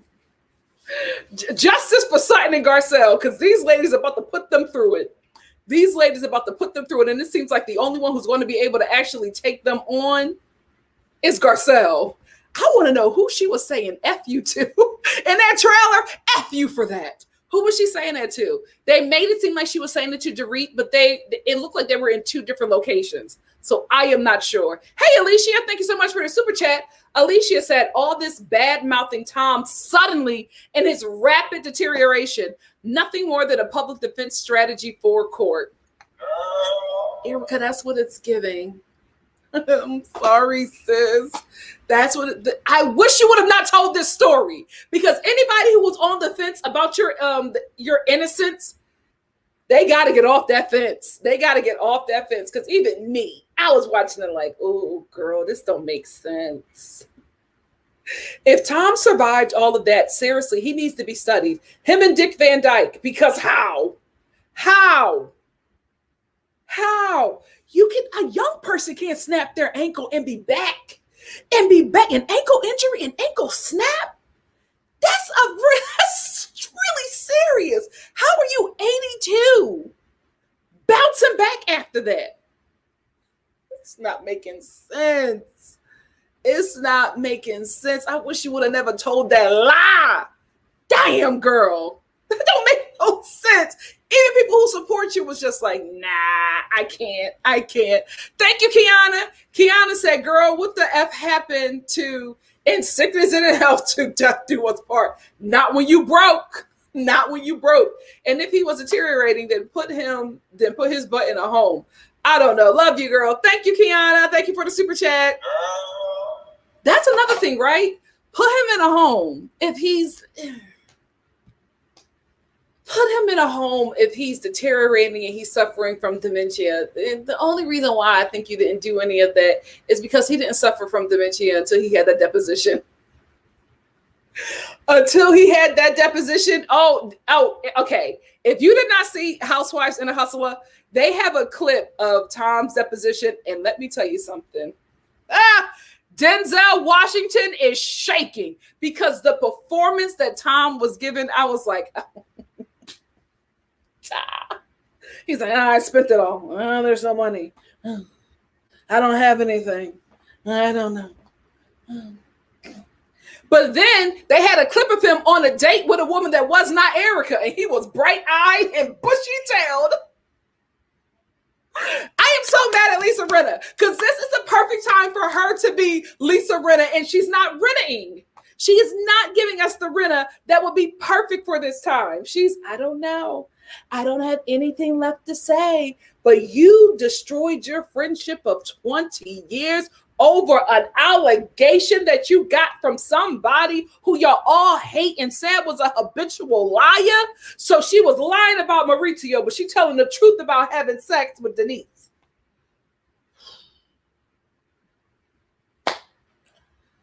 Okay, girl. Okay. That's all I had to say. That's all I had to say about that ridiculous episode. What do you guys have to say? What I'm going to do... Oh, okay. I got a super chat from Yasmin. I'm so sorry I missed it. Yasmin said this Yasmin, thank you.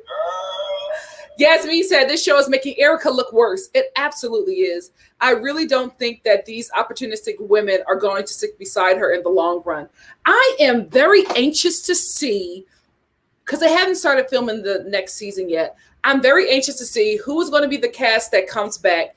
And I'm really looking forward to next season because I want to see how they act now that they see the fan base is, starting to move away from Erika support because of all the things that are coming out, and how much longer will they deny what we are all seeing play out in real life. I want to see. I feel like if they give us the same that they have been giving us this season, Andy, you got to shake this cast up. You really, really do. You got to shake up that production company and be like, listen, I'm paying you, not them. They don't pay your bills. Bravo does. NBC does. And if you don't want to give us a real season, then you got to go. Once you start shaking up the production companies, you start seeing things differently. I honestly believe that a production company that does the Real Housewives of Salt Lake City, I think they need to take over the Real Housewives of Atlanta, and they need to take over Beverly Hills.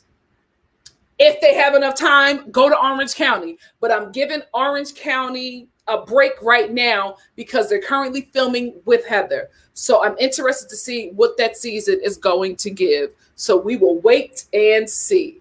Wait a minute. Did I get another super chat? Priscilla, hey, my love. Priscilla said, if I have to see that damn clip of Tom cutting off Erika one more time, get away from me with this, Apollo. This is the thing. This is why the story doesn't seem credible to me, because you keep on saying how nasty he is to you and how he talked to you, which I believe he actually did, right?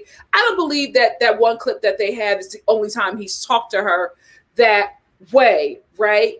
I think now that she needs an excuse. Again, I don't think that Erika was stealing money with Tom. I think where Erika went wrong was that she was trying to stop the survivors from suing her company from getting the money that Tom put into her company. That's where you start looking a little funny, right? Because if you have actual remorse and feel bad for, what has happened, then you would do the right thing and be like, oh my God, this is blood money. I don't want this. Oh, absolutely not. Take this back. Because to be honest with you, I don't think they're going to take all of her money. You just won't have $20 million. Wait, how much is it? How much does he owe? Because you know what? Wait a minute. Let me figure that out. Because this is the thing. I do think that he talked to her like that. I think it just became a problem and something that she knew that she could use, because they actually had filmed him being disrespectful to her, because we've seen it in previous seasons. But it was just so long ago, which made me believe that they don't have any other instances of him mistreating her like that. If anything, he probably talked to her like that because, his young wife was using inappropriate language amongst company. He gives me that. You know what I mean? He was born in a different century. So he, has different kind of ideals and standards. So he was probably, talking to her like that because, she was a little curt with her words. I'm not giving that scammer any excuse, but I think that's where she starts looking, for me, that's when she starts looking funny in the light. You know what I mean? Because you're still trying to stop the victims that your husband scammed from getting the money that was stolen from them that was invested into you. That's where you start looking funny to me, because then you can't go on with, oh, I don't know, if you're trying to stop them from getting money from you that he invested in you. If you're trying to stop that, then how do you not know? It's not the math ain't mathing.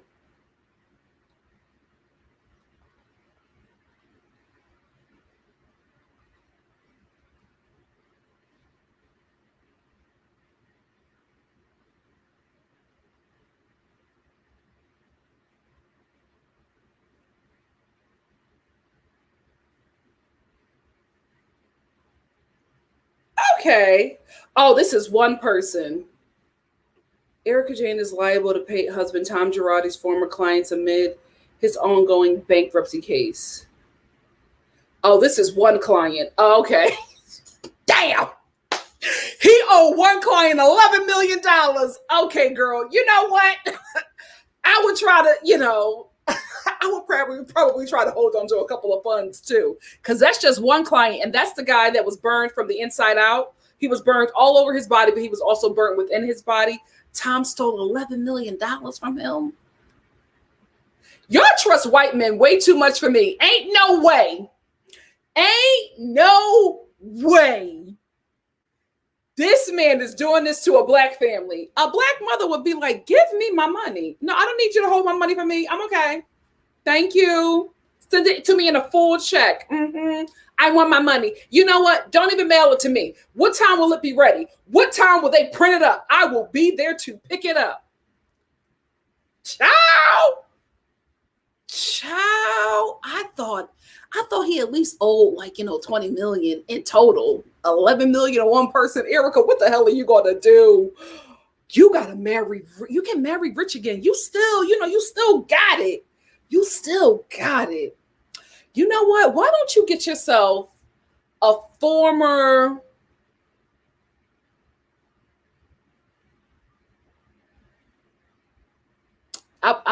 baseball player, because baseball players, that's money. Lead them NFL, they the brokest ones.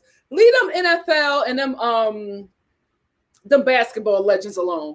Get yourself a nice little former baseball player, or tennis get money? Baseball money. Get yourself a nice little former baseball player, preferably Dominican or some self-hating black man. Listen, we're trying to get coins. We can't care about their social stance right now. You got to get some man that will spend a lot of coin on you and worship you because you are a white woman. I'm telling you the truth, and we are shaming the devil. We got to get you out of this situation because you about to be broke. Okay? You got to get yourself somebody who worships white women and will do anything. You got to get yourself a Deontay with some money. A Deontay from Love at the Lockup. You got to get yourselves one of them with a lot of money who will do anything for you because you are a white woman. They exist. Too many, in my opinion, but they're out there. That's what you need to do. That's what you need to do. I would go Dominican. I would go black or Asian. Girl, you know what? Go across seas. You gotta get yourself one of them. Oh my God, I didn't know he owed that much money to one person. Yasmin, what you got to say? Yasmin said he owes hundreds of millions of dollars based on the court documents. It's not even just the victim. Oh, I forgot about the creditors. Oh gosh. You know what, Erika? What are you going to do? Thank you, Yasmin. What are you going to do? Oh, Jesus. Well, they only have documented that he gave, oh, they're going to take all that 20 million. Oh, damn. Oh, damn. Yeah, honey. You gotta marry rich again. You gotta marry rich again. Don't go for one of them rappers. They're gonna make you work for that coin. Them rappers gonna make you work for that coin. Don't go after a rapper. Yeah, baseball. Baseball, I would go overseas. Talk to Portia. Talk to Portia. See if you can get yourself a nice little African oil baron. Oh my gosh, this is terrible. I know it was that much money. I was like, oh, $11 million. Then I read on, I was like, $11 million to one person?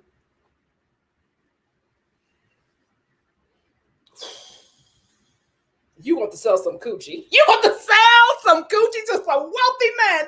Listen. Oh, Lord. How much does this show pay you? Okay, girl. Damn. This is a lot of money. I've never dealt with this because y'all know normally I can get people out of situations. I'm stuck. Let me go on to my super chats because I'm stuck.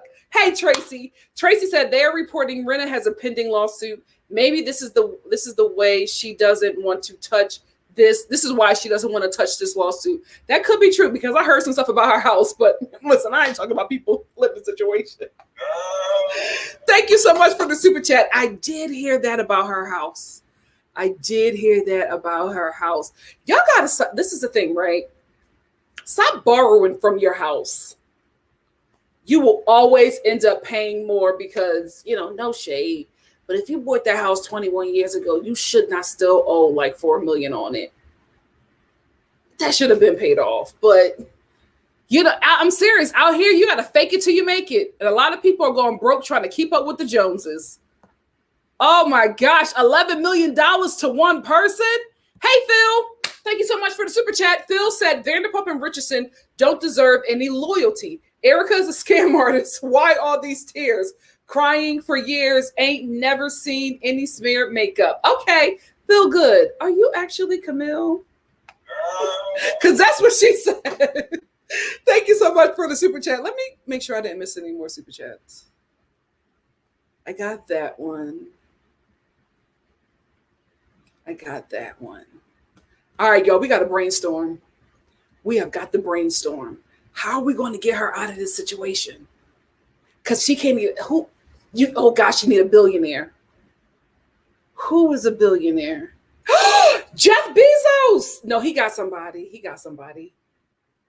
But you could be a side chick. I'm just trying to help you as a woman. Yeah, you got to go for a billionaire. Go for Jeff.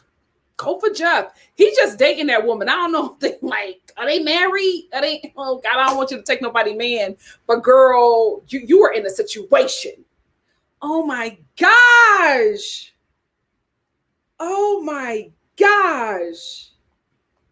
That he owes 11 million to one person. And the judge just said that the victims can go after her. Oh my gosh. I cannot stand this show. You know what? Finding this out just pissed me off again. Because why are y'all not talking about this? Maybe it's too early. Y'all better talk about this. What are y'all saying?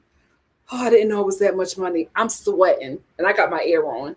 I am sweating. Oh, girl. You see, let me tell you something.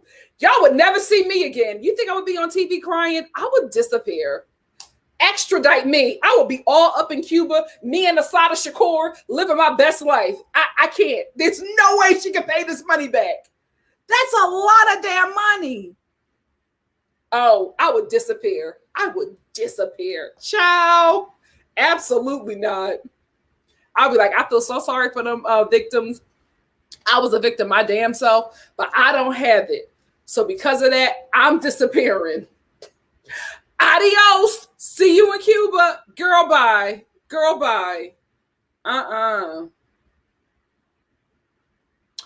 Cameron Knight said, more and more this season, more and more that this season goes on, I start to see Crystal for her worth. She is so determined to be under Kyle and her crew. Well, she talks about that, right? She talks about being that girl in high school, and I think she's still dealing with it today. I hope Crystal realizes that she is that girl, but I see it happening too, and I'm very disappointed. Jimmy G said, why won't Bravo play any clips when Erika was endlessly praising Tom and lecturing the women about how they had to respect him? Girl, I don't know. They're in bed with this clique, and that's the problem. They need a new production company.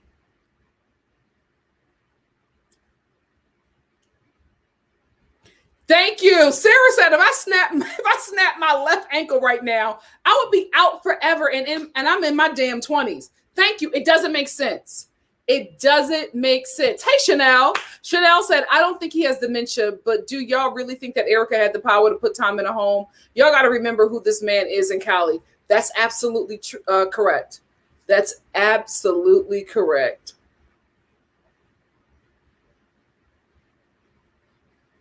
Alex said, no, my understanding is that after the reunion last year, Garcelle and Dorit got into it. It's why she got a fish with her name on it also. Yeah, and Alex continues and says, but I wish there was more context because it seems like Dorit is about to play victim. I do remember them getting into it. Hey, Miss Brown Sugar said, an allegation that at the end of the day is meaningless anyway. You would break up your friendship and business relationship with Denise for that and let all of this slide? Exactly. It's not making sense. Why? It's just not making sense. Irene said they were just on the table being shocked instead of asking questions. And the person that is going to start asking questions, they are all going to gang up on. They are all going to gang up on her. We're going to have something back. Island Vision Airy said, Andy says he doesn't protect the housewives, and if they film, we will see it. How come the Real Housewives of Beverly Hills is always spared with the truth? I do agree. Andy is right. He does. He says, I do believe that he does not protect housewives. I'm telling you, it's the production company because they are the ones who have the footage that they send to the network. It's the production company. They need to get a production company that is not best friends with Kyle Richards. And how I know that they're best friends with Kyle Richards because if you go through her Instagram, the executive producer of their show is at every event that she has. Every event that she has, even down to her freaking daughter's birthday party, he is there. And did you see last season how he talked to Denise when Denise got up from the table and wanted to leave? He was in that woman's face screaming, you got to get back in there. This is not how this works. You got to go back in there. No, Denise, like screaming at her. We ain't never seen him before, and we ain't never seen him talk to anybody else like that on camera. I will say on camera because we don't know everything that goes on behind the scenes, but that is the problem. The production company has gotten too close with the cast, and Bravo needs to either put their foot down with this production company or hire a new production company.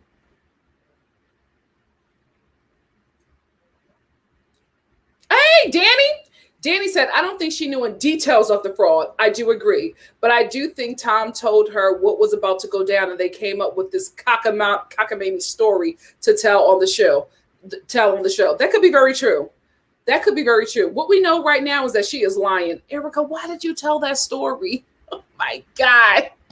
Why did you tell that ridiculous story of your 82-year-old husband snapping his ankle, driving off a ditch, being unconscious for 12 hours, and living to tell the story? And only you knew about it, and the dead mistress. Girl. Marianne said, Erika is playing the abused wife. I really don't think she gave a damn as long as she got the money, and I think what she wanted was okay. I think she was okay with all the things that he said. I agree. I think it was a marriage of convenience, right? He got the hot, tight wife. She got to live a lavish life. I will say, I'm going to be honest with you. I'm team victims, right? From what I've read thus far of what Tom owes one person, not even accounting the lady whose transplant he messed up, the lady whose son passed away and he was fighting that case for her and stole that money, the plane crash victims, the creditors, the lawyers, people that he did not pay. Not even adding that up. I'm telling you, I'm team victims, but I would probably try to fight too to have some kind of monies, because she about to lose $20 million. And I'm telling you right now, Erika don't have $20 million. If the courts are allowing the victims to sue her from the $20 million that Tom put into her business, that is something that could break this one. Oh my God, I'm not laughing, but I'm just like, this is something that could break her financially. $20 million, what is she gonna do? Girl, listen, if you don't get something, if you can't, Erika, you can get yourself a rich one. You've done it before, honey. You can do it again. Even as an old hoe, you can still get somebody who has some money. You need to do that. You need to get somebody who has some money, so at least he could take care of you financially concerning not paying back your debts, but he could put you up in a nice home where you got to live with him. You know, he can take care of your clothes and your hair and your makeup and glam. Get with somebody who can take care of all of that while you are making money that you have to pay back, right? Because you're at, oh, damn it, this is a lot of money, girl. I ain't never dealt with this much of a crisis before. Yeah, you're going to have to get somebody who can take care of you financially again. And then what I think you need to do is this is what I would do. Screw going to Bravo. Screw talking to Andy. I would go to NBC. I would go right in that office and talk to the president of NBC and say, listen, I need a bump next season. I will give you whatever you want. All of my life, I will bring in my ratchet family from the South. I will do what you guys need to do, but I need a bump next season. I need to be that top girl. I'm going to come in. My life is going to be an open book, and I am getting Cal together. I am coming for the queen. I will give you a season, but I need a bump in my pay, and I will turn it out for you. That's what you need to do. And you need to just start stacking that money, because $20 million is a lot of money. A lot of money. And if they find any other source of money that he has donated to you, if it wasn't through a company, if it was through something else, oh my gosh, you and Tom's kids need to fight him. He can take it. If he can drive over a ditch and survive, then he can survive getting jumped by his kids and his ex-wife. Whew, child. I'm stressed out. I'm so stressed out. This is not even my situation. Marianne, we got that one. Let me get to Greta. What's up, Greta? Greta said, I like Judge Judy says, thank you, because she raised us all. You don't need to have a good memory if you are telling the truth. Erika is tripping over her lies and changing the story too many times. Make it make sense. I wish you would have never told that story. I wish you would have never told that story, because, girl, you are a terrible liar. You are a terrible liar. It makes sense. And maybe, you know what? If I was you, I would be like, well, they edited out a lot of stuff. It's the editing. Do that. To at least keep some of your fans on your side. Because, baby, one thing about the comments, they are not on your side. Girl.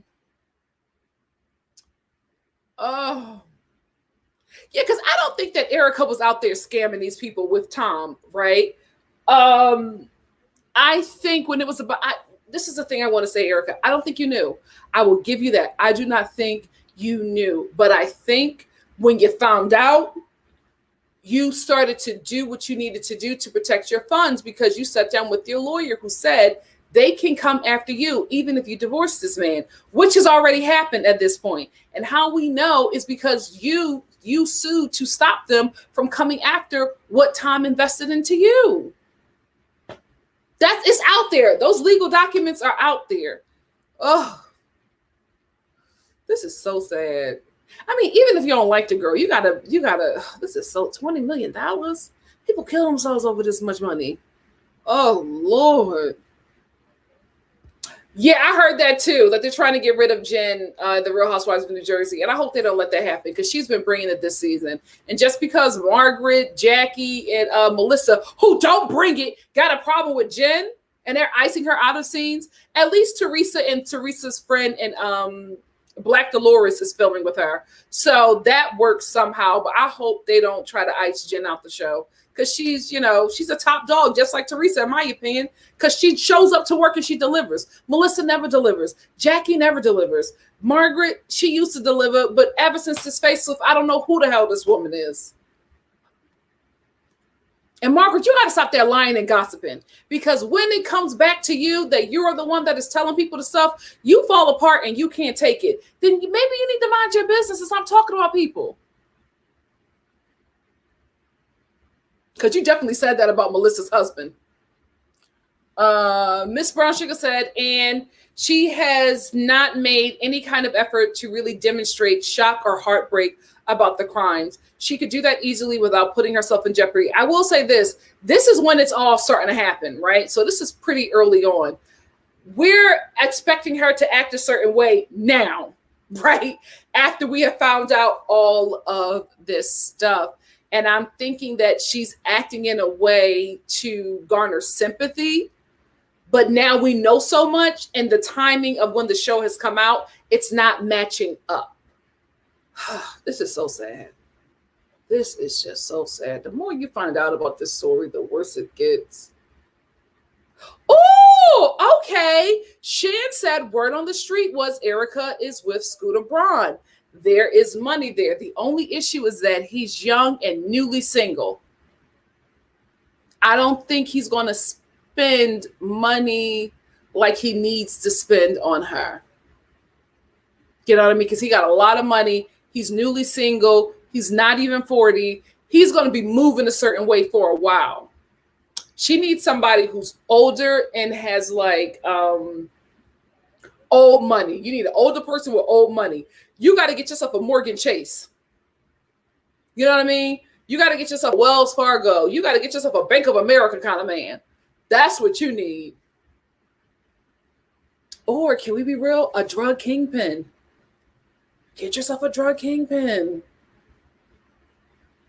Let's be real. If you want that quick cash, and you look like the type, you give me drug dealer girlfriend. So, girl, you got to do what you got to do.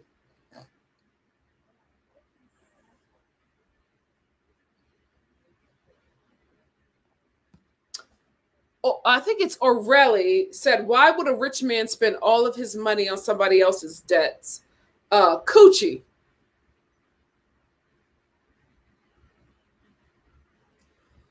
Hey, Shed Pearl. Shed Pearl said, hook Erika up with one of your problematic cousins. Shut up. Shut up.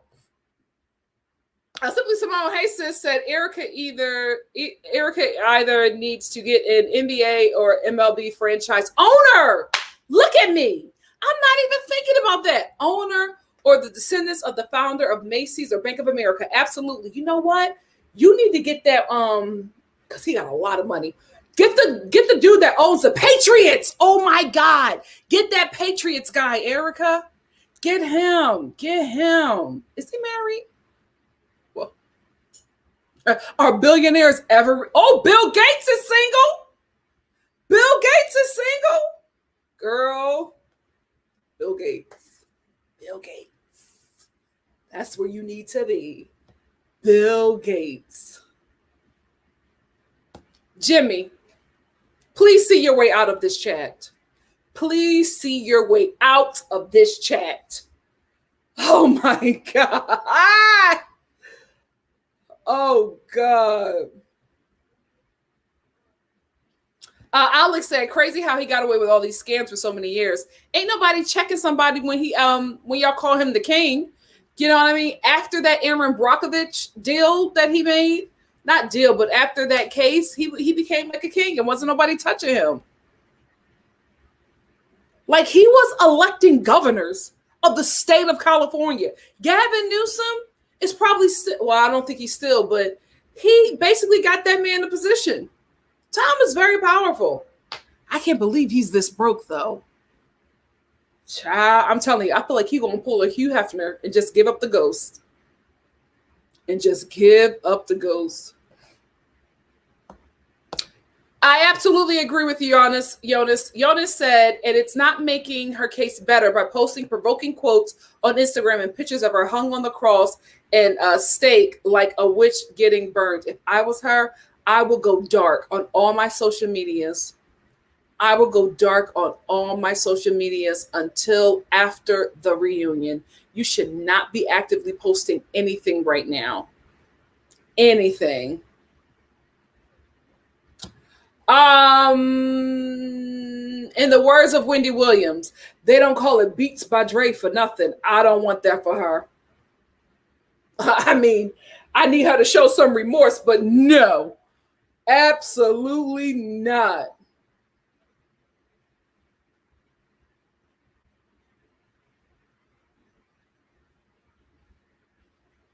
Yeah, you got to get with an owner. You got to get with an owner. You got to give us some old money. Kathy Hilton, she was trying to help you out, right? Remember when Kathy Hilton was trying to give you a lawyer? Tell her, girl, screw the lawyer. Give me a man. She's wealthy, so they run in them kind of circles. You could get somebody. There is definitely somebody who was a fan of this show who was watching it and be like, damn, I wish I could get with Erika. What's her name? Kim Richards used to be married to an oil baron. It's possible. It's possible. You got to get a dude with some money, girl. You got to get or you are going to be broke, and you cannot go back. You cannot go back. You cannot go back. Yasmin says, I watch a legal commentator that goes through each of their lawsuits. And at first I was like, they're going to be good. The lawsuits just keep coming and coming. And now I'm like, ooh, yeah. Yeah. Because I'm telling you, when I saw that, I was like, oh, $11 million. You can pay that over, over the course of time. But that's for one person. And that's the money that he stole, right? They can also sue him for pain and suffer. They can ask for more than $11 million. That's just one person. Not including the plane crash victims' families. Oh, girl. Yes, thank you all for being here. Thank you all for being here. Oh my gosh.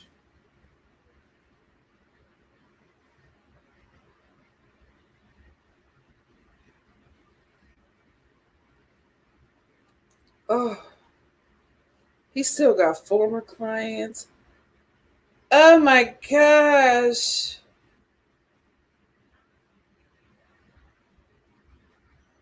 Okay, 11 million, 26 million. Oh my God, Erika. 2 million.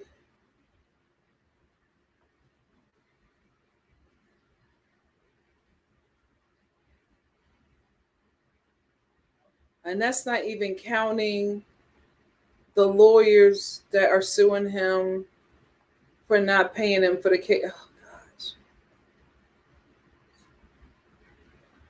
gosh. You got to marry wealthy. Oh my gosh. This is bad. This Bill Gates. Bill Gates. I didn't think it was this bad. Oh my God. Where is this man going to get this money from? Where is he going to get this money from? Jesus. I would disappear. I would disappear. I'm sorry. I would disappear. Oh, I would disappear. I would disappear. Oh, God. Tiffany Clark, thank you so much for the super chat. Tiffany Clark says she needs to settle out of court and pay the victims part of their money. If she allows herself to be sued, she can lose it all. I agree. I agree. I agree. Settle out of court. Because this is the thing, right? Realistically, the victims have to realize, no, I feel bad for saying that. But if he spent everything, where y'all going to get $11 million from? Where y'all going to get $26 million from? $2 million is believable, right? I think it's probably doable from all of his assets, but it's just like, unless he's hiding money somewhere and y'all are doing research, I just don't know. I just don't know. 26 million. Does he owe that to one person? That's one person that he loaned money from. That's 26 million. Are we adding in the interest? Like, that's a lot of money. That is a lot of money to one creditor. Just one. This is a lot of money. I don't know if they're going to be able to get all that money back. Because even if you sell his estate, right? Location where it let me see if I can find it. Because I just don't think they're going to get more than $8 million for that place. Because it's old. It has a lot of work that needs to be done. See if I can find it.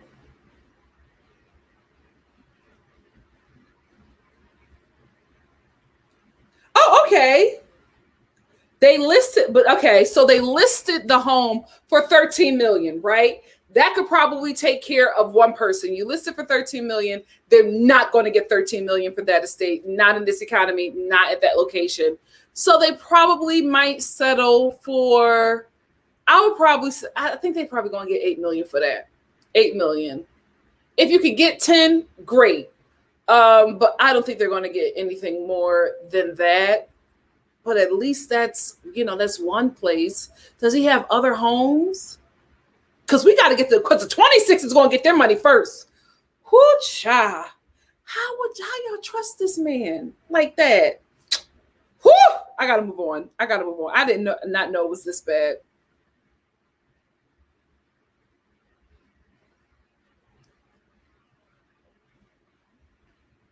Shantavia said, I don't think so. They will liquidate any assets, etc. So the divorce will wait. Well, the home is one. They have a lot of nice cars. So I think we can get there. Look at me. I think we can get there. But it's just like he just owes so many people. Oof. Ciao. Oh, she isn't? Yasmin said Erika isn't even remorseful on Twitter. She be on there wilding and supporting Megyn Kelly. Oh.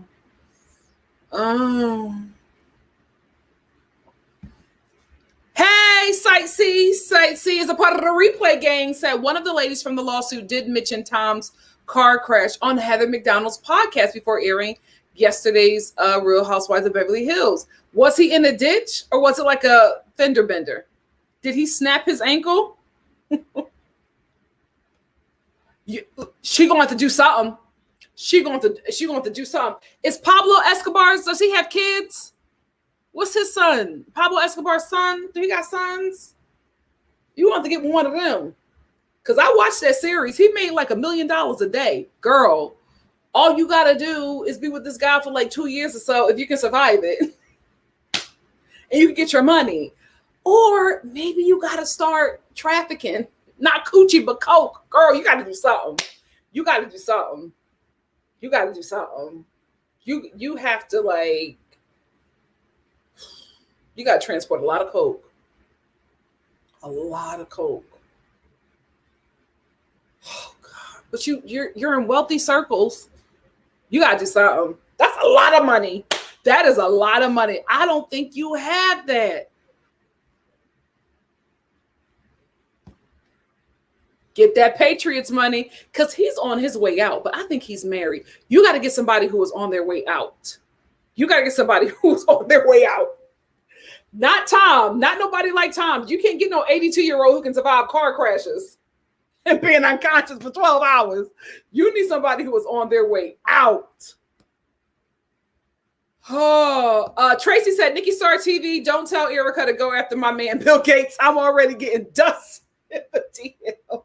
You got to do something. I think Bill Gates would be very happy to have somebody who's a bit younger than him and hot on his arm. And also, Erika, I don't think the sex will be that bad. I don't think you will have a lot to do, right? It seems to me like all you got to do is just, rub Bill Gates' chest. And he's like, oh, you know what I mean? I don't think you would have to do much. You know what I mean? He doesn't give me that it takes him a long time to get to where he needs to go. You got to marry wealthy and not rich. wealthy. Oh God. Or a tech billionaire. I would say somebody like Elon Musk, but he is making Grimes work for that money. Oh, you got to get somebody that's on their way out. You got Anna Nicole Smith. That this is a lot of money that you have to pay back. I didn't think it was this bad, girl. I'm sorry. Girl, I'm sorry. You better start posting them damn memes and start posting on some Cash Cats sites. I want to marry a billionaire or something. You better start putting them titties on the gram. You got other things to worry about. I can't help you. I can't help you out of this one. I can't help you out of this one. Oh. Cameron said, what made Erika tell that Captain America story about Tom? I do not know. I don't know why she had to say it. I do not know why she thought to say something like that. I guess, you know what happens? I guess she was already telling a lie. And then, you know, when you telling a lie, it just grows. It just grows and grows and grows. And I think that's what was happening. She was lying and trying to keep up with the lie and kept on adding stuff to the lie and didn't remember what she said before. So it just that lie was a lot. Site C said, Erika Jane said, I had to leave because he kept too many life-death instances away from me. That Fenty endorsement could not have paid enough to have that Instagram and lingerie flash with zero remorse. Yeah. You have to be. Yeah, you have to get yourself a situation like this. Lady Virgo said, Dr. Dre is putting his money on lock since he now has to give his ex-wife, Nicole, $300,000 a month until she remarries or die. Let me tell you something. I wouldn't remarry. We would do a commitment ceremony, but I would not remarry. You got to get yourself a situation like that. Like that. Girl. Hold on. I got a super chat from Sebastian. Sebastian said, basically, the Fox Force 5 all need to talk about the husbands. Erika is running around with the conservatives. So hopefully a political backer. This is the thing, right? She's going to have to work for that money. She's going to have to work for that money. And if she gets some, like, if you get old, like, you know, if you get them like right-wing conservatives with a lot of money, you want to work for that, girl. And you gonna put your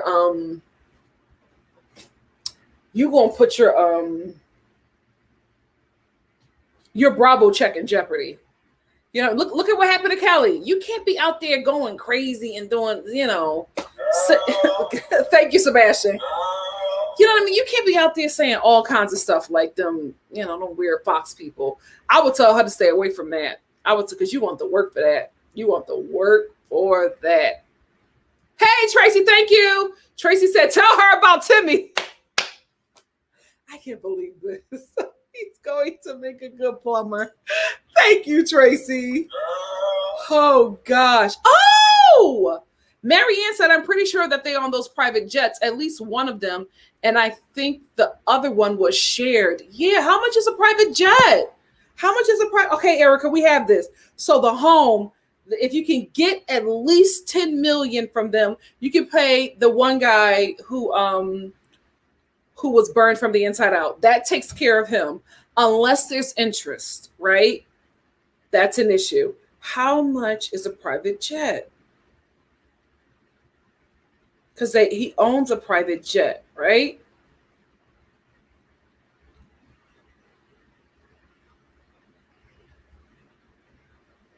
Let's see.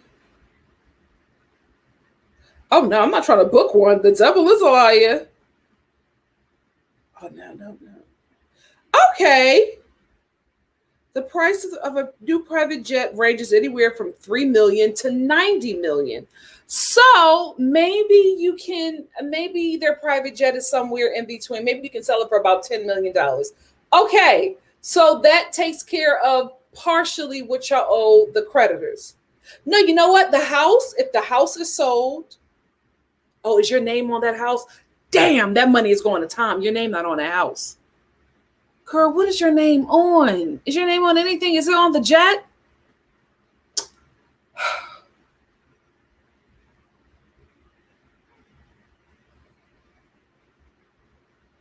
Yeah, I'm tapped out. I don't know what to do. I don't know what to do. This is such a terrible situation. Thank you, Missy B2. Missy B2 said they better check that ditch. He wasn't for the money. You're a mess. Why did she tell that story? Well, you did not have to say that story. Hey, Desiree. Desiree Terrell says she needs to date the... Oh, Erika, I hope you're listening. She needs to date the head of LVMH, head of Louis Vuitton and other luxury brands. He's a 72-year-old billionaire and worth $186 million. Oh, he worth $186 million. Oh no, we need, did you mean billion? Because we need a billionaire, because if you're worth $186 million, you're not trying to give up 20 million freely. Right? And all them kids he got ain't gonna let him do that. So no, you need a billionaire with like 2 kids who are grown and make their own money. This is going on for a long time. I'm about to wrap up. What do you need? If you want a fresh juice, send your order. Is she at the juice bar? No, she's at Popeyes. Yeah, she's at the juice bar. I'm asking. Stop cussing on my live. Hold on, I gotta get a smoothie. What is my smoothie that I get? Is it Purple Passion?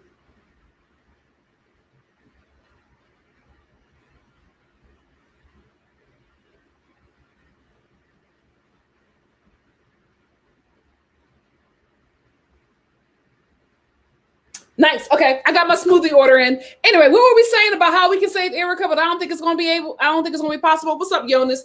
Jonas said, "So Erika, did you find him in the ditch after 12 hours, or did he call you and told you to get him? Because he said both alternatives. Which one is it?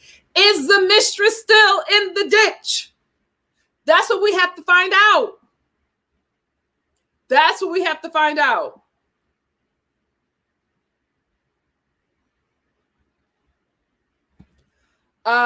Danny said Nicole needs 24/7 security fooling with Dre. She deserves every penny. God knows what she dealt with in that 25-year relationship / married. I will move too. I would not stay in LA. Child, I would not stay in LA. I would be out. Jonas said, forget Camille and Sutton. LVP would have asked in a British accent, is that when the scamming of the orphans started? She actually would, which is why I miss her on the show. Hey, Kara. Kara said, Erika is in the same position that Sonia was in at the beginning of Rhony, divorcing older rich man with no money and being sued for millions. Yeah. Sonia, why do you keep on holding on to that townhome? Girl, listen. I think you're trying to hold on to it for your child, or because it's a townhome in Manhattan and you just don't want to give it up. Sweetie, New York got other fish to fry, bigger fish to fry.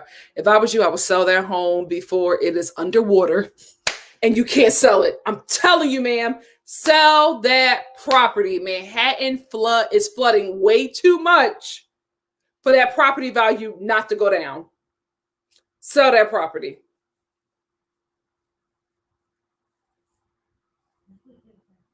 Jonas said, why would anyone want a failed showgirl divorcee riddled with debt and lawsuits? The P ain't that good.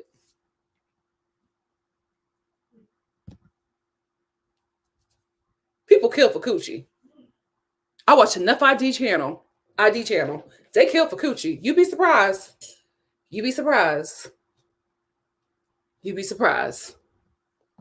Hey, Miss Brown Sugar. Mr. Brown Sugar said, Nikki, you wild, and Gates was cheating too. And the super wealthy are extra kinky. They can afford the hush money. You're right. They also, don't they hunt humans? I feel like they hunt people. Listen, Erika, we tried. We really, really did try. Sis, you're going to have to ask for more money next season. You're going to have to be more transparent. You're going to have to be remorseful. You're going to have to start coming after them girls to reassure you get like a 3-season deal. You know what I mean? you're going to have to put in some work. I don't know how you're going to pay this money back. I know that 20 million that they're asking the judge for, they're going to get. They're going to get, like, Tom owes way too much money for them not to take all of that. So you're going to lose $20 million. It's okay, right? I hope you got at least 23 million somewhere. I don't know, girl. I'm going to keep you on my prayers because this is sad. This is sad. We did our best. We did our best brainstorming. I don't know. I don't know what to tell you. Damn. I'm telling you, there's always a price to pay when you marry for money. You will work every day for that money. You will probably pay more. Pay more than you actually get out of that marriage. Wow. I guess we're back to marrying for love. Anyway, let me get out of here, y'all. Let me get out of here. I have something else that I have to film for you guys. And then I'll see you tomorrow for Married at First Sight. I got 2 lives tomorrow. Married at First Sight in the Encore, which was really good. My heart is broken.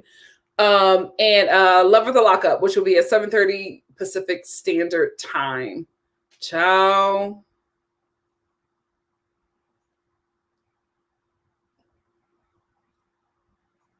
What can she do? Ciao. Indigo girl. Gates was a big surprise. He had me thinking he was a happy billionaire with his wife. Well, you know what? It's always the heart, right? Because money doesn't change you, right? It enhances who you are. So Bill probably would have been that same guy if he worked at Best Buy. You know what I mean? It just enhances who you are. Momi said, it seems like Sonia's holding on to the townhouse because it's her only real asset, but maybe it also makes her feel connected to the Morgans. Probably, but she needs to sell it before that townhome is underwater. She needs to sell it. Yeah, she will lose money in that property if she doesn't sell it soon. Oh, Irene said off topic, but I just got my passport. I'm about to travel when Rona is over. Oh, so you're going to start traveling in 2029? These people are not wearing their mask. I don't know. I told y'all we shutting down back over here. Simone said NikkiStar and the Associates of YouTube. We did. We tried our best, Erika. We really, really, really did. We tried our best, but I don't know, sis. I don't know how you're going to get out of this. Damn. Well, I hope this is a lesson.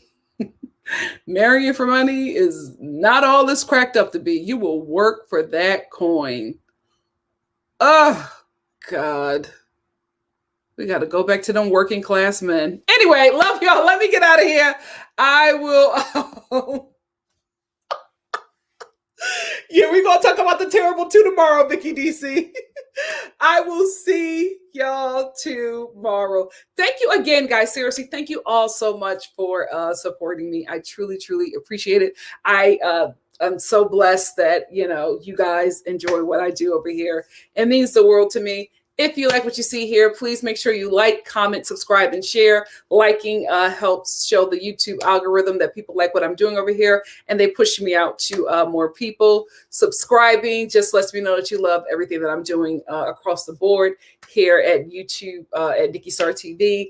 And sharing just lets me know that you love what I do here as well, and you think there's somebody in your life who you think will benefit from the joy that we bring over here to you. Thank you again so much. See you tomorrow. Oh, Erika, I'm just so hurt. I didn't know it was this bad. I should have never, Google is dangerous. I should have never Googled that. I should have never did that.